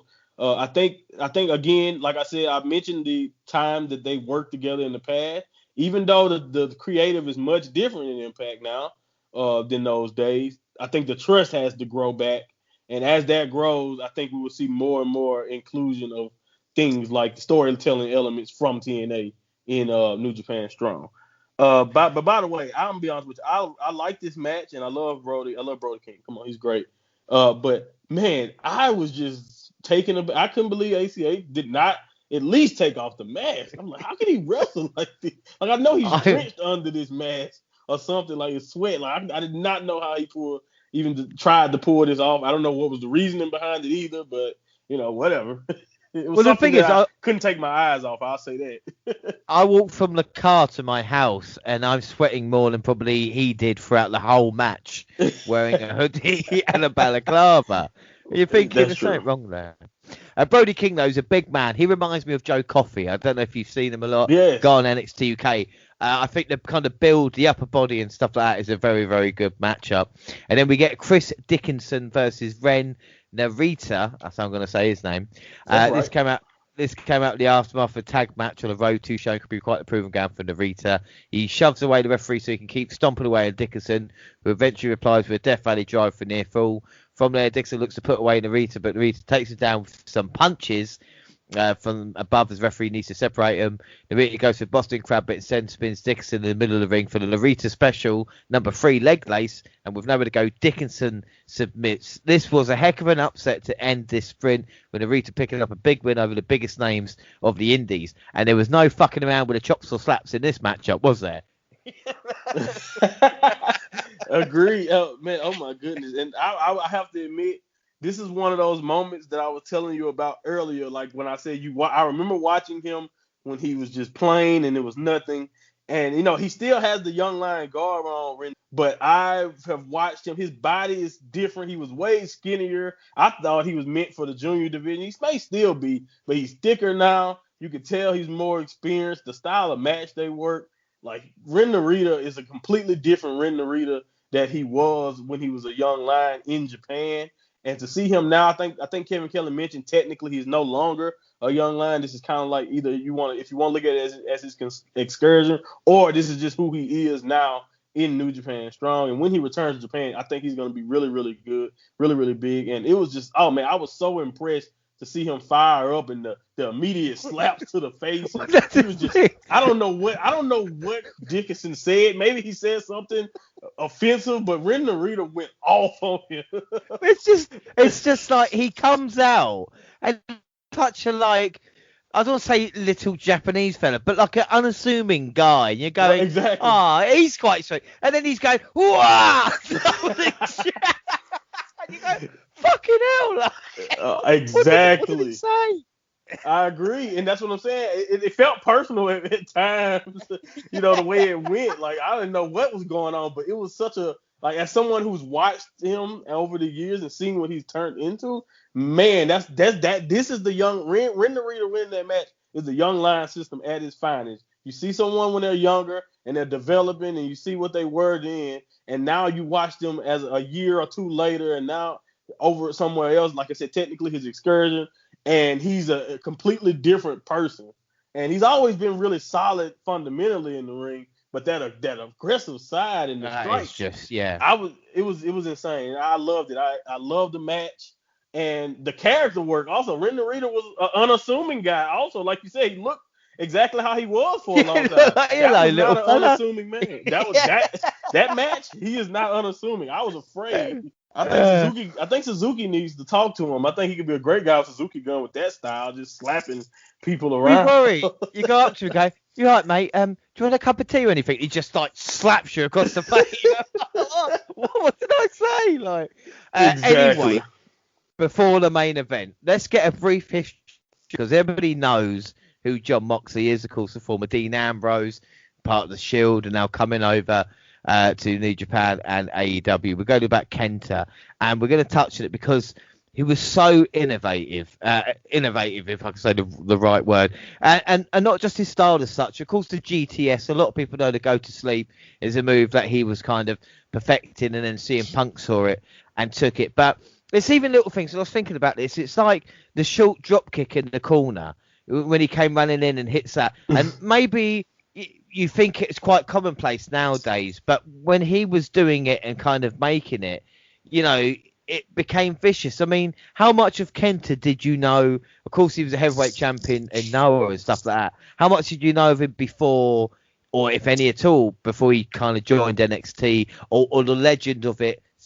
kind of since then? So, like you said, on the internet, he was known even before I could even ever get my hands on any tape of what Kenta could do. I had already heard his name, kind of like with Prince Devitt. He was also another guy who I think they both came into the NXT around the same time, really, and they both had a huge fan base for what they were doing in Japan. And he was in Kenta was in Noah for a long time. I'm not gonna lie, I did not see a lot of what he did until after I saw how much of a big deal it was when they announced the signing of him to NXT. But then I said, okay, I need to seek out, what's going on. And like you said, the striking and the vision, the young, Kenta at that time, the things that he was doing and the technique, the kickboxing that he implemented into his matches, a lot of the things that we see all the time now, you kind of take for granted in a way. Like you said, the shotgun drop kick into the corner and like the just using kicks and strikes consistently throughout his matches is just a staple of a lot of his matches, and he's a legend in just from what he did in Noah. So I had heard of him, but I once I went back and I watched some of the things he was able to do, I was very, very excited for what was to come in WWE. Without a doubt. And we talk about his signing for NXT, and he debuted at TakeOver Fatal 4-Way in 2014, and he beat at TakeOver Rival. We head into 2015, that's when the WNR podcast first started, but the Mania of that year, WrestleMania 31, he was actually in the pre-show Battle Royal, having won an opportunity in the build-up towards that. And it seemed at the time that, there was kind of a lot of hype behind him. He was scheduled for the number one contendership in a triple threat match with Finn Balor in 2015, but he had a shoulder injury. And of course, this shoulder injury was so bad at the time. When you can still see it when he's wrestling. Yes. You've got the bandage up there, but you can see the scar, which is probably kind of the most one of the sickest injuries in wrestling, so to speak. And then that was shoulder injury in 2015 due to complications, and the neck injury when he tried to come back. He hardly competed in 2016, and then returned in June 2017 and lost to Bobby Roode at TakeOver Chicago for the NXT title. We should say during this point, the time he came over as kind of, big hype as one of the biggest Japanese stars of his time. And then as he was injured, Nakamura came in. Now, I'm not saying you can't have more than one Japanese star at a time, but I think when Nakamura was not a different level to Kenta, but maybe personality-wise, would that be right to say with the WWE I was just product? about to say, that's the main difference. Like, in the ring, they probably are way more similar than you would think, especially pre-injury Kenta. But character-wise and who they are, man, Shinsuke's on a whole nother level. That's why he was such a big star in New Japan. A lot of it had to do with the character and just the uniqueness of it all. Shinsuke had a much more unique look and style, by comparison to what Kenta was offering. So things had changed, like you mentioned, in that time that he was out. And Kenta, to be honest with you, I think he talks about it all the time. He wasn't the same right off the bat. His confidence, a lot of that, that happens when you get seriously injured and you get complications with surgery and all that type of stuff. But he wasn't really the same guy. No, right at all. And like I said, he lost to Aleister Black at TakeOver Brooklyn 3, and that was the kind of end of his NXT run, because he went to 205 Live in 2018. A couple of good matches, but in actual fact now, nothing really came of it, and he asked for his release in 2019, and of course went on. Of course, he's talked about his time. He says that I've ridiculous past feelings here in America. He said I want to get rid of the humiliation. He said this is why it's great to get an opportunity for Moxley. A few years ago, Moxley and I were at different levels, but I don't feel like that now. He wants to be the first ever Japanese IWGP US champion. And again, it's unbelievable. When you think about the kind of history it had. The story begins with these two, Battle of Super Juniors, while a tournament gives the show its name to put on a banger of an undercard. All eyes were set on Jon Moxley as he set to make his NJPW debut. His opponent, like you mentioned, was Juice Robinson, and the current IWGP US champion, Moxley's Death Rider. And again, Moxley's Death Rider, Paragon Shift is a great name, but Death Rider just sounds so much more kind of manly, And then, like I said, it looked like from that point, Moxley's future is bright in New Japan. And you talk about October 14th, 2019, we had the Act of God, which basically stopped him from being able to come across. But when he finally did, January 4th, 2020, Wrestle Kingdom, he managed to beat Archer for the IWGP champion. He's been champion since then. Of course, Kenta entered the picture, and Kenta has held the briefcase and had more defenses than basically anybody has had total defenses. In fact, his 531 day plus combined days as champion, Moxley has had 2 total defenses when you compare to what Kenta has had. But like I said, the stage is set. It is time for the kind of main event. We've talked about it for this amount of time. It's the GP United States Championship. It's Kenta versus Jon Moxley. And here we go with the action in the main event. They go head-to-head at the bell and start with an exchange of elbows before a shoulder tackle from Moxley took Kenta down Chops come in the corner before sliding lariat and a bulldog choke, ending in the ropes as Moxley looked to end things early. But Kenta bowed to the outside. Moxley joined him as they fought on the floor, leading to a suplex from Kenta. Kenta then grabs his title shot briefcase, but a shot misses as Moxley teases a pile drive onto it for a DDT. Drop Moxley onto the hardware, rolling Moxley inside, barely gets up after the count of 2, and then you see Kenta working on the back and a net breaker. You see Kenta with some knee drops and mocking this. I really like this from Kenta.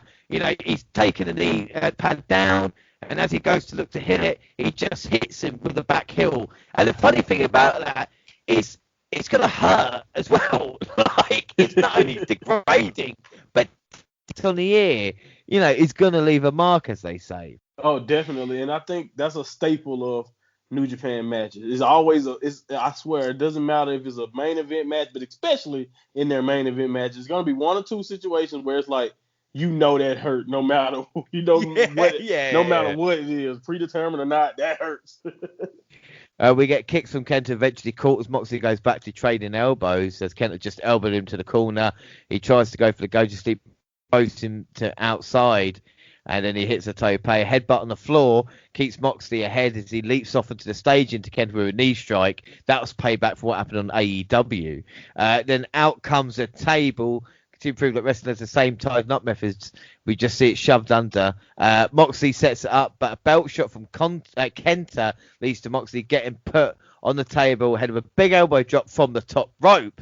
And then we see Kenta rolling back in.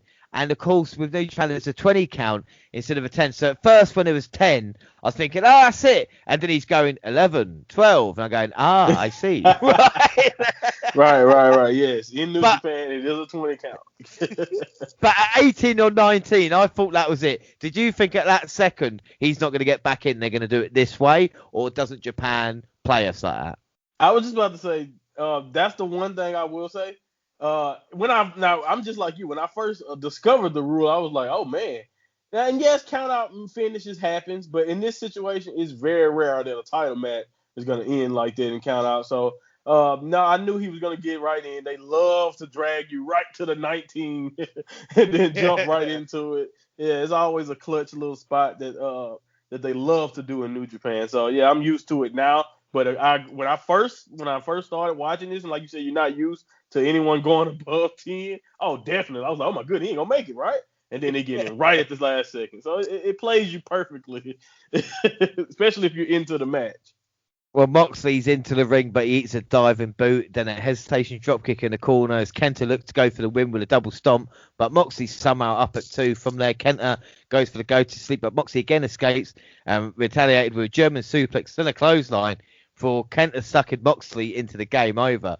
Moxley rolls free and applies the bulldog choke before Kenta escaped and reapplied the game over. Eventually, Moxley got to the rope and caught Kenta with another lariat as the challenger looked to push for the win before a Death Rider countered him to go to sleep, which escapes as Kenta tries his luck with more strikes. But in the end, though, Moxley ducks a lariat, hits a DDT for a 2 count.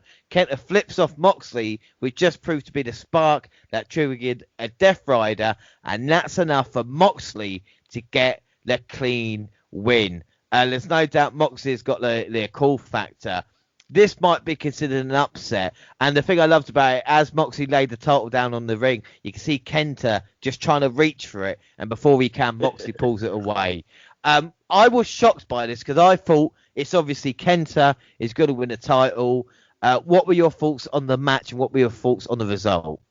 Oh, man, the match itself was really, really good. About right around what I expected from these two. You know, a lot of strikes, a lot of, especially from Moxley. Moxley loves his submission game, and they both do, as you saw with the game over and how it tied together. And this is just a Moxley style match. What I love the most about Moxley in New Japan is he fights not a completely different style, but it's different enough to where I could consider Moxley in New Japan almost completely different than what he is in AEW. From the gear he wears. If you remember, we just talked about the AEW tag match. He was wearing the black, trunks and the pants with Mox on it. In New Japan, for the most part, I've only seen him, other than when he started out, I've only seen him in these camo as of recently. So that's like a staple of his Death Rider character, if you know what I mean. Like you said, he's a the paradigm shift, but it's called the Death Rider in New Japan. He's almost a completely different person. Every New Japan match I've seen him have has some type of outside element to it where he's doing something through a table or something like that because he's just that style. A lot of that stuff happens in New Japan, but it's rare. It's few and far in between when people are getting put through tables and all that type of stuff in New Japan. Not when Moxley's fighting. When Moxley's fighting, it's almost guaranteed some outside involvement, a table or something like that. Kenta doing more of what I'm used to with him: strikes, submission, almost getting to go to sleep, multiple times throughout the match. These guys did a really great job of just going back and forth. I really enjoyed this match through and through. And yes, I was genuinely surprised, just like everyone else, when Moxley won, because I always looked at this as a vehicle of getting that belt off of Moxley. So what this told me, and if we want to talk about the impact and all that, what this told me is that something is obviously brewing with, at least with AEW and at least with Moxley in New Japan. Their contracts is something that has went over with the pandemic taking away a big chunk of his 2020. I think it's just rolled over onto this year. So he has more that I think he needs to play out and do. So I'm assuming AEW is allowing Moxley to work more on Strong. It seems like this is where they're gonna be, and the U.S. title will kind of be like the championship for Strong. You know what I mean? So I think that's what him winning tells us. Is obviously something else going on, more being worked out with him with the U.S. belt. Again, though, I will say this. I don't know about the future because if Moxley, since I haven't seen Moxley bring out the U.S. title, like you said with TJP, haven't seen Moxley bring out the U.S. title on AEW yet either. So things like that will definitely show us, oh, okay, yeah, now it's really on and kicking. But this is the right first step and a big move. The fact that Moxley won this match, I think everyone who's hype about this Forbidden Door should be even more excited because, with Moxley winning this match, that means there's more to come, at least with Moxley in New Japan. But the thing is, I understand that, and I think Moxley did bring the title with him a couple of weeks ago in AEW, but the fact he's got the barbed wire exploding, shenanigans going on with Omega, if he loses that, will he take time off or just be featured in Japan in that way? And the thing is, I mean, you're, like we talked about for nearly 2 hours now, how big a New Japan Pro Wrestling fan you are. Isn't Kenta the right man for the job? And if not, is there another guy in New Japan you say that's the one that's got to beat Moxley, or would it maybe be a case of like a Lance Archer? I know they're teaming up at the moment in AEW, or someone like him taking the title off Moxley and then being a part of New Japan in that way. I mean, how would you want it played out, so to speak? I'm with you. I think Kenta would have been a perfect guy to be the first Japanese person to win because, like you mentioned earlier, no one Japanese has touched that belt, even though it's in a New Japan, the company. It's, but Moxley's been pretty much unbeatable in New Japan. Like again, no one ever beat him for the belt, and he's had great matches with Suzuki and all types of other guys. I'm trying to think right now who would be maybe a Naito Moxley match for the belt, but I don't necessarily see Naito wanting to. Maybe if they want to get it off Moxley, that may work out, and Naito could challenge for that belt. But again, I don't know. Immediately off the top of my head, maybe a belt for Jay White as the Bullet Club leader. Would it make more sense for Jay White to have that belt? And since that is pretty much the biggest gaijin organization in New Japan, as far as factions go and all that type of stuff.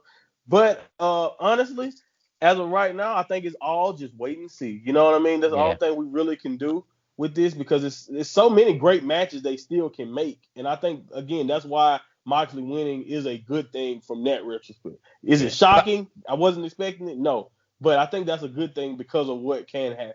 I mean, me personally, and everybody can tell me to go fuck off because, obviously don't know the product as well. But if there's one person I look at who's been on a roll, who's kind of the man at this moment in time, to go against someone like a Jon Moxley who's undefeated, who's such a monster, would be someone like Kota Ibushi. And I know, as the heavyweight champion, it wouldn't happen, but maybe in a kind of complete unification match, or in that way, maybe. I know it's kind of dream stuff, or maybe it's just a case of them waiting for a pay-per-view or for whatever, New Japan AEW do. Maybe like a kind of, I feel AEW, Impact, New Japan should all get together and have a pay-per-view. A nice super show, yeah. Yeah, in the UK.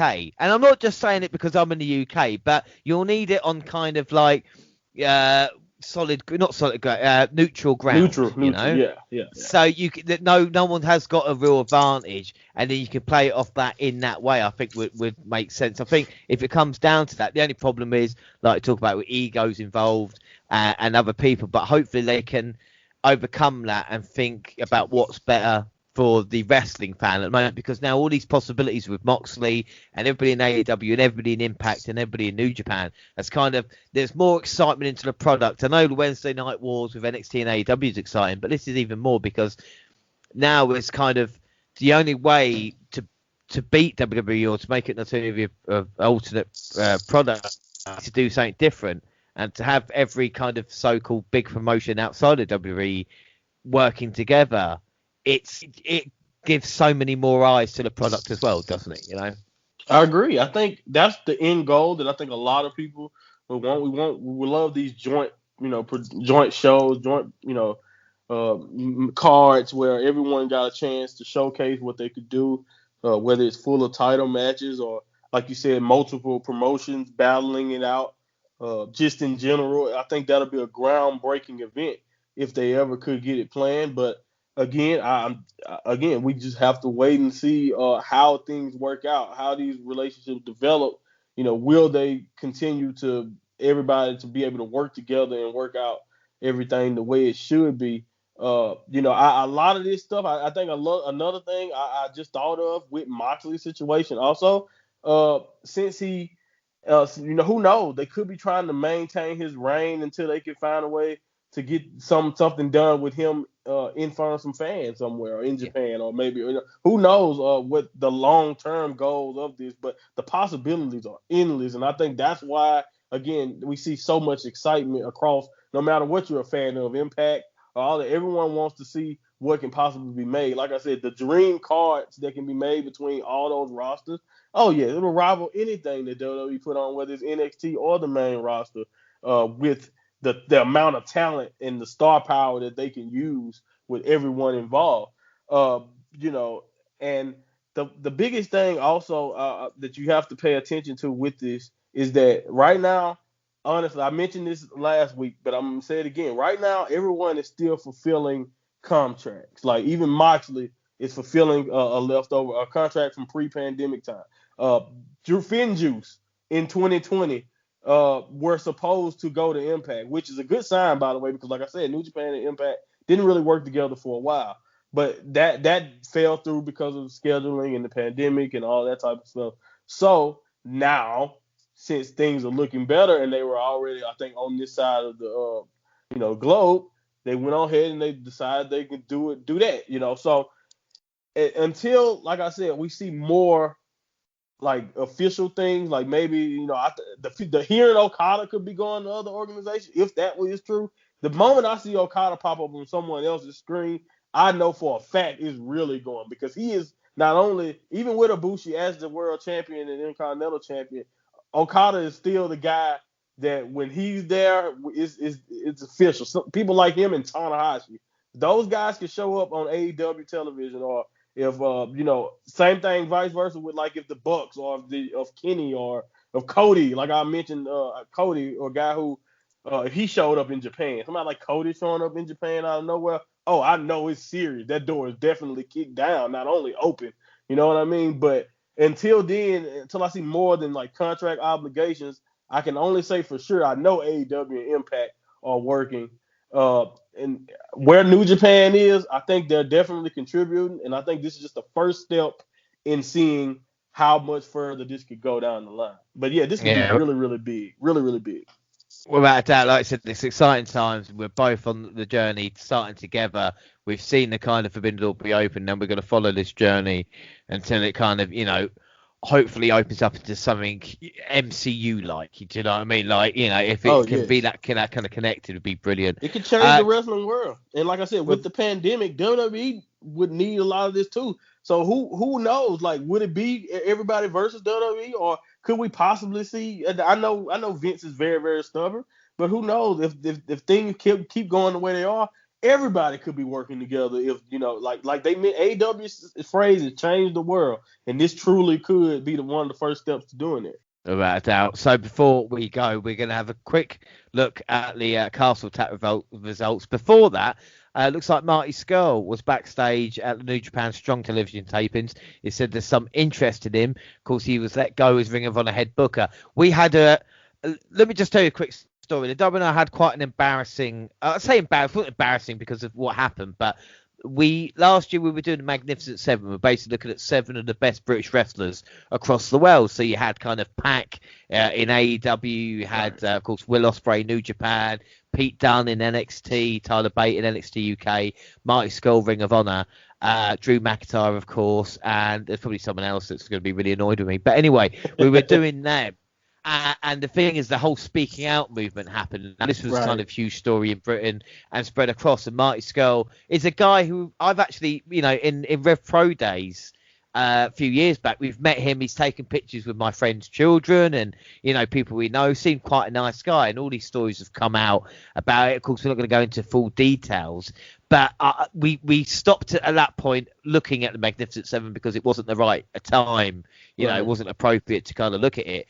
And we wondered what to do. And now with Marty Scurll joining the whole Will Ospreay thing in Japan, he's kind of distanced himself for comments he's made in the past, which, again, is neither here nor there. With Marty Scurll had a little bit more involvement. At this moment in time, kind of, I don't know, and I don't know what your thoughts is. Maybe someone is an outsider. Marty Scurll is a talent, but is it a case of someone deserves a second chance, or do you know what I mean? Are you happy to see him in New Japan? Honestly, I to kind of go on along with what you were saying, I was also a pretty big fan. He was really growing, not only with what he was doing, like in the ring. By the way, he's one of the best in the ring. There's no doubt about it. So what he'll do in New Japan as far as wrestling, I'm pretty sure it'll be great.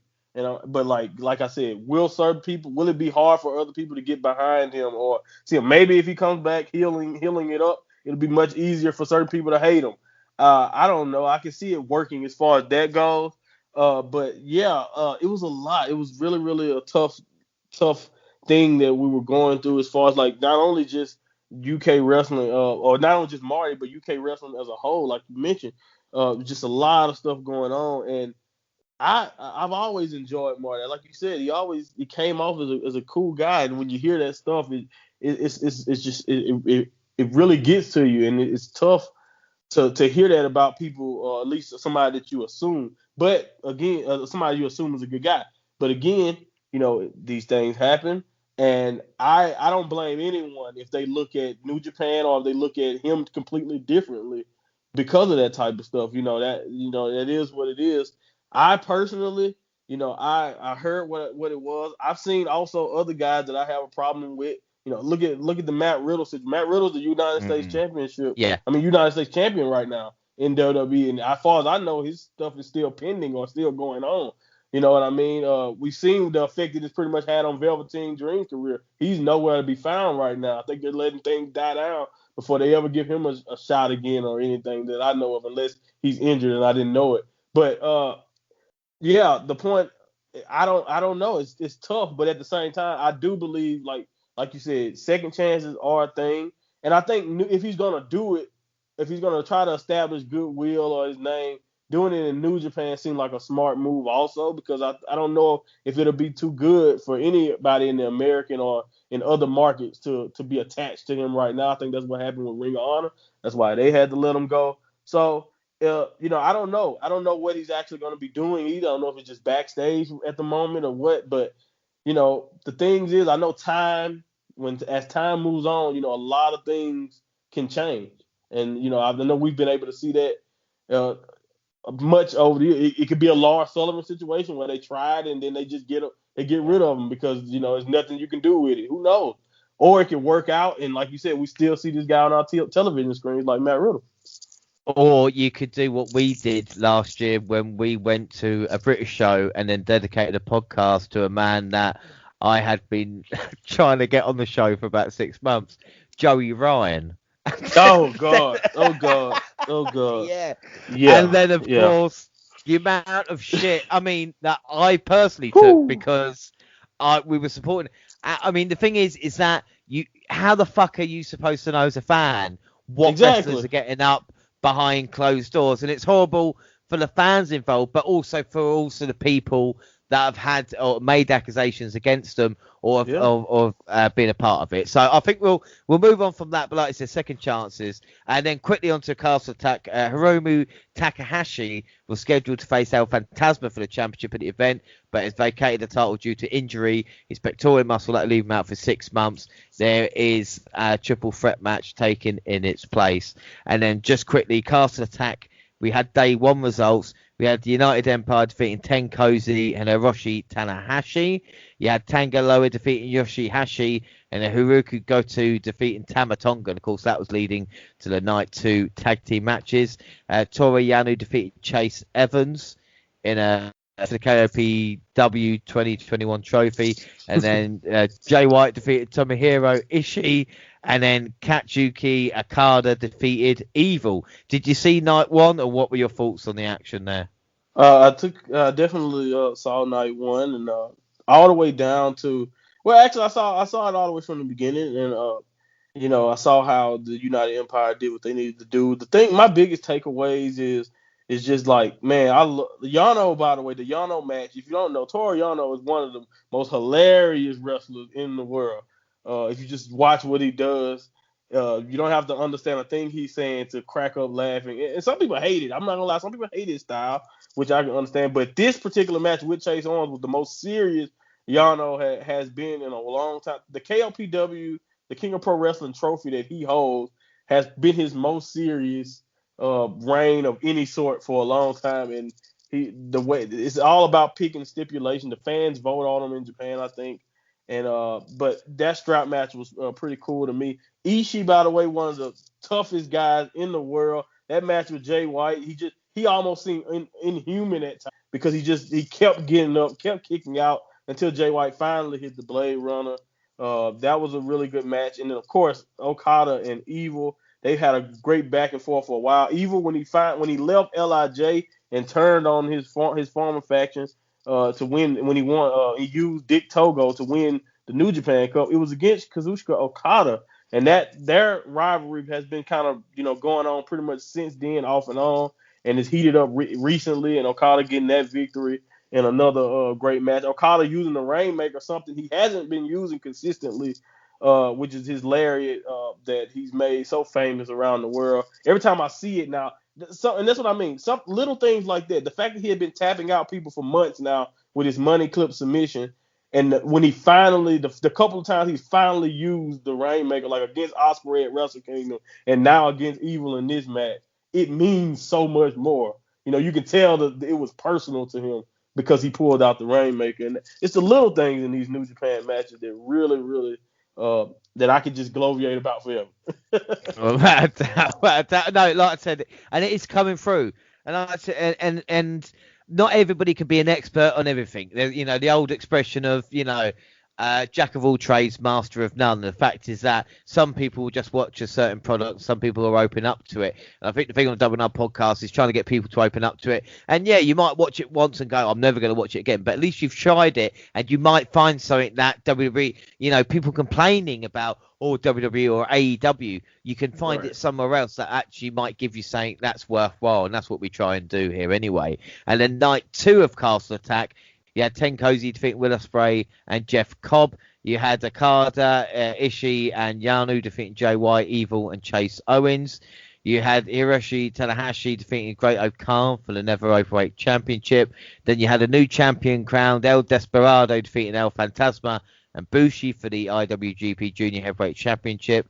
And weirdly enough, in the background now for me as well is the main event, which is Kota Ibushi defeating Tetsuya Naito for the IWGP Intercontinental Championship. And after the match, El Desperado headed to the ring and challenged Ibushi to a match for the double championships at Thursday's 49th anniversary show. What are your thoughts on the night's action? And I guess New Japan's kind of thing is having, like you talk about, maybe not a promo at the start, but having someone coming down after the champions defended and then challenging them and setting up what's happening next, yeah? Exactly. I think that's usually the staple, especially when it's the world champion, or it really doesn't matter. It could be the junior title in that position, and a lot of times, they'll come out after the show and they'll set it up. So what's been going on at the anniversary show for a while now is the heavyweight champion goes against the junior champion. So the match probably would have happened in this way, but putting the titles on the line is a nice little new thing. But that just goes back into Kota Ibushi's character of, at this point he feels like he's acceded to godhood, which his wrestling gods are Shinsuke Nakamura and Tanahashi, guys of that ilk.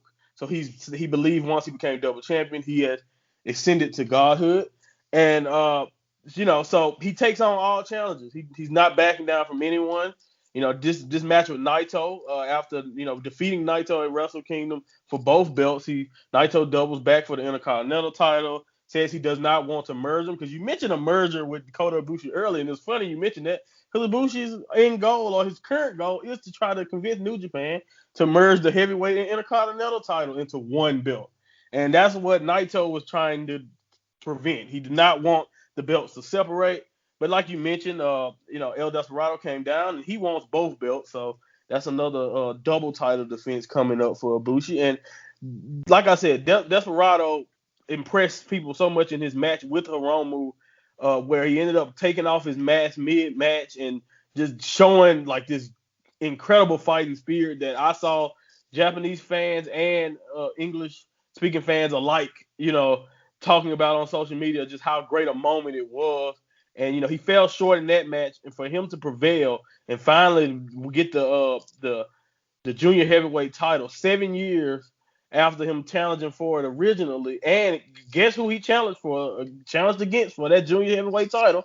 It was Kota Ibushi 7 years ago. That the subtle storytelling. That's what I mean. The little things like that, the little tie-ins, is what I love so much about New Japan and what they do. And now you see Kota Ibushi after the match told him, "You sucked though back then," and Desperado telling him, "I'm not the same man I was, 7 years ago." And it's just great stuff all together. And even after the show, Kota Ibushi went even further to say, "You know what? I think I want the junior heavyweight title too." So now it's to the point where he's trying to just take over the entire company. And this is the thing. It's a little, like you said, the little details, the little thing of, if you pay attention to something that happened 7 years ago, it's going to come back and actually tell a story. And this is the kind of thing with Ibushi's whole journey, especially becoming champion. It kind of makes sense because you've been with him from the very beginning. I think that's what we've learned about New Japan. The fact is, yes, the action, but it's the fighting spirit. It's everything happens for a reason. There's kind of respect there. It's all about what happens in that very ring, as opposed to everything else that happens outside of it. At the end of the day, a wrestling company that actually focuses on professional wrestling, that's crazy, but exactly. They're calling New Japan pro wrestling is in their name. We got companies that don't even want to call their stuff pro wrestling, and pro wrestling is in their name. So yes, it's great. And like you mentioned earlier, I watched WWE when it was just nothing but WWE.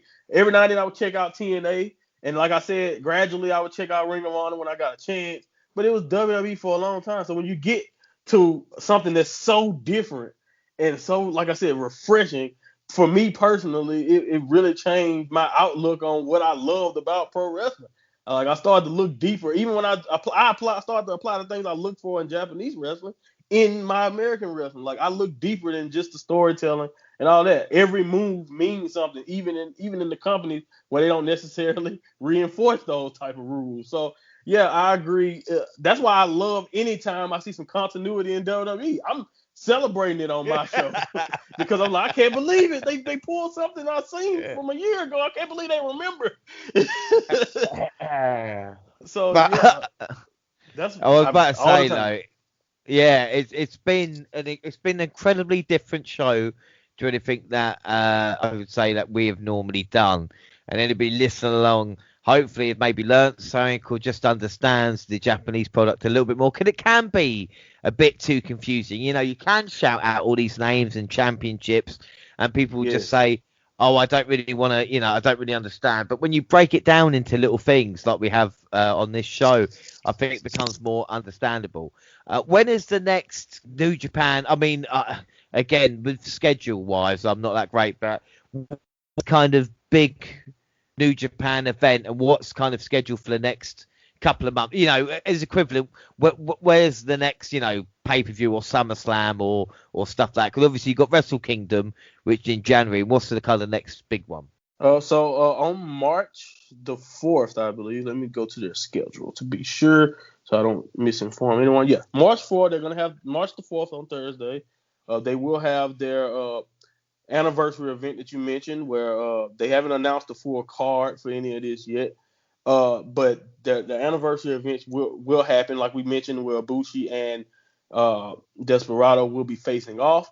And the next day, Friday, will be the first, March 5th, will be the first night of their New Japan Cup, which is one of those big tournaments throughout the year, kind of like the G1, but not to the same scale of the G1. I don't think it's a different type of tournament. Also, that bracket, as far as I know, has not been unveiled and completely yet.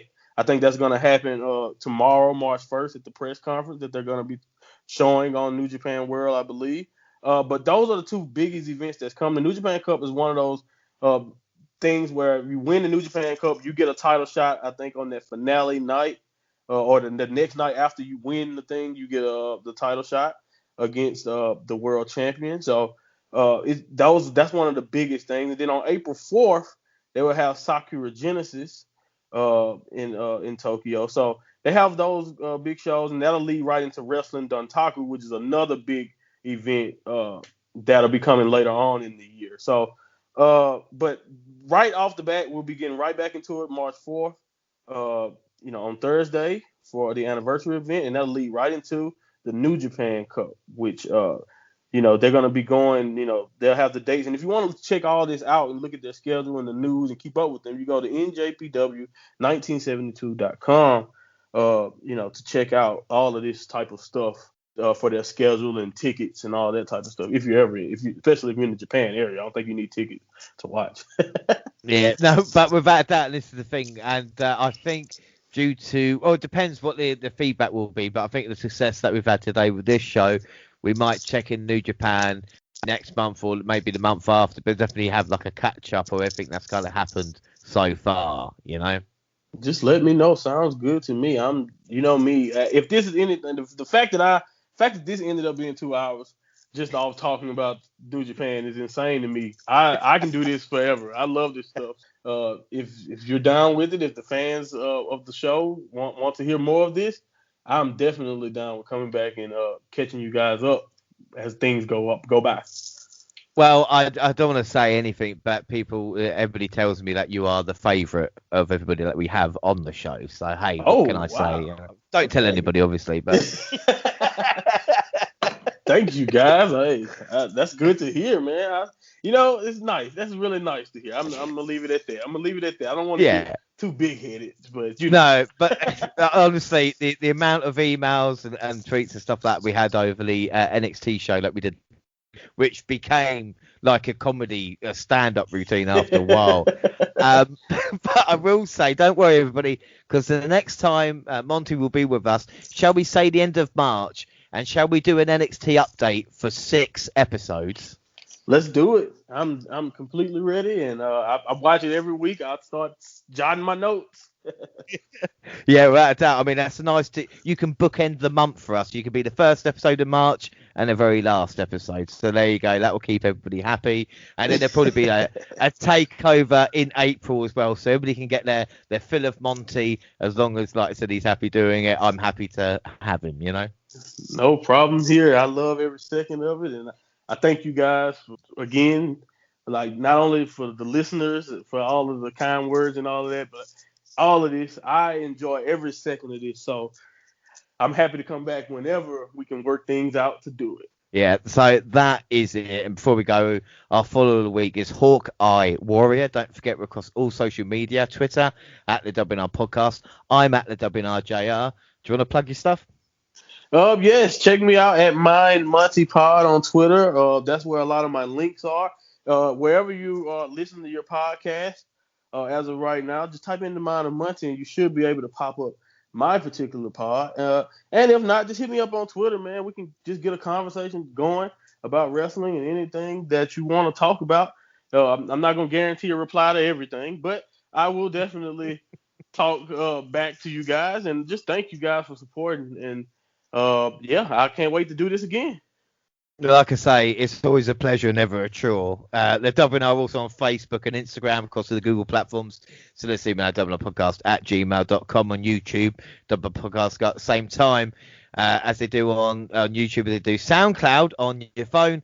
Also Spotify and iTunes, where you can download, subscribe, rate, and review there. So that is it. Our next episode is AEW Revolution. But, of course, next time will be NXT Update at the end of the month. I'd just like to say, I have been joined by Monty. Thank you very much for joining me. It is always enjoyable. I don't know where the time actually goes when we do this either. Me either. Not at all. Me either. You should see... My fiance, she sits around when I'm doing this, and she cannot believe we talked this long about this stuff. So, yeah. Well, you definitely blame me. Just if she sends me a very strongly email, the WNRpodcast@gmail.com, email me and I will apologise. There's no doubt about that. Yes, sir. Thanks again, though. Mate, like I said, it's always great to have you on. It's nice that we can have a laugh and look. And today, not only just laugh and review wrestling, but actually kind of pick things up and go into the kind of details about maybe a subject that not everybody knows. And I think that's the whole point of trying to do it as well. Yes, sir. I can't great. I love this, and I think this could expand not only just the viewership of New Japan, but just like wrestling as a whole. Stuff like this could just open new horizons for many fans. Yeah, I think without a doubt. So that was joined by the Mind of Monty. I have been James Rowlands. Thanks for listening, everybody, and bye.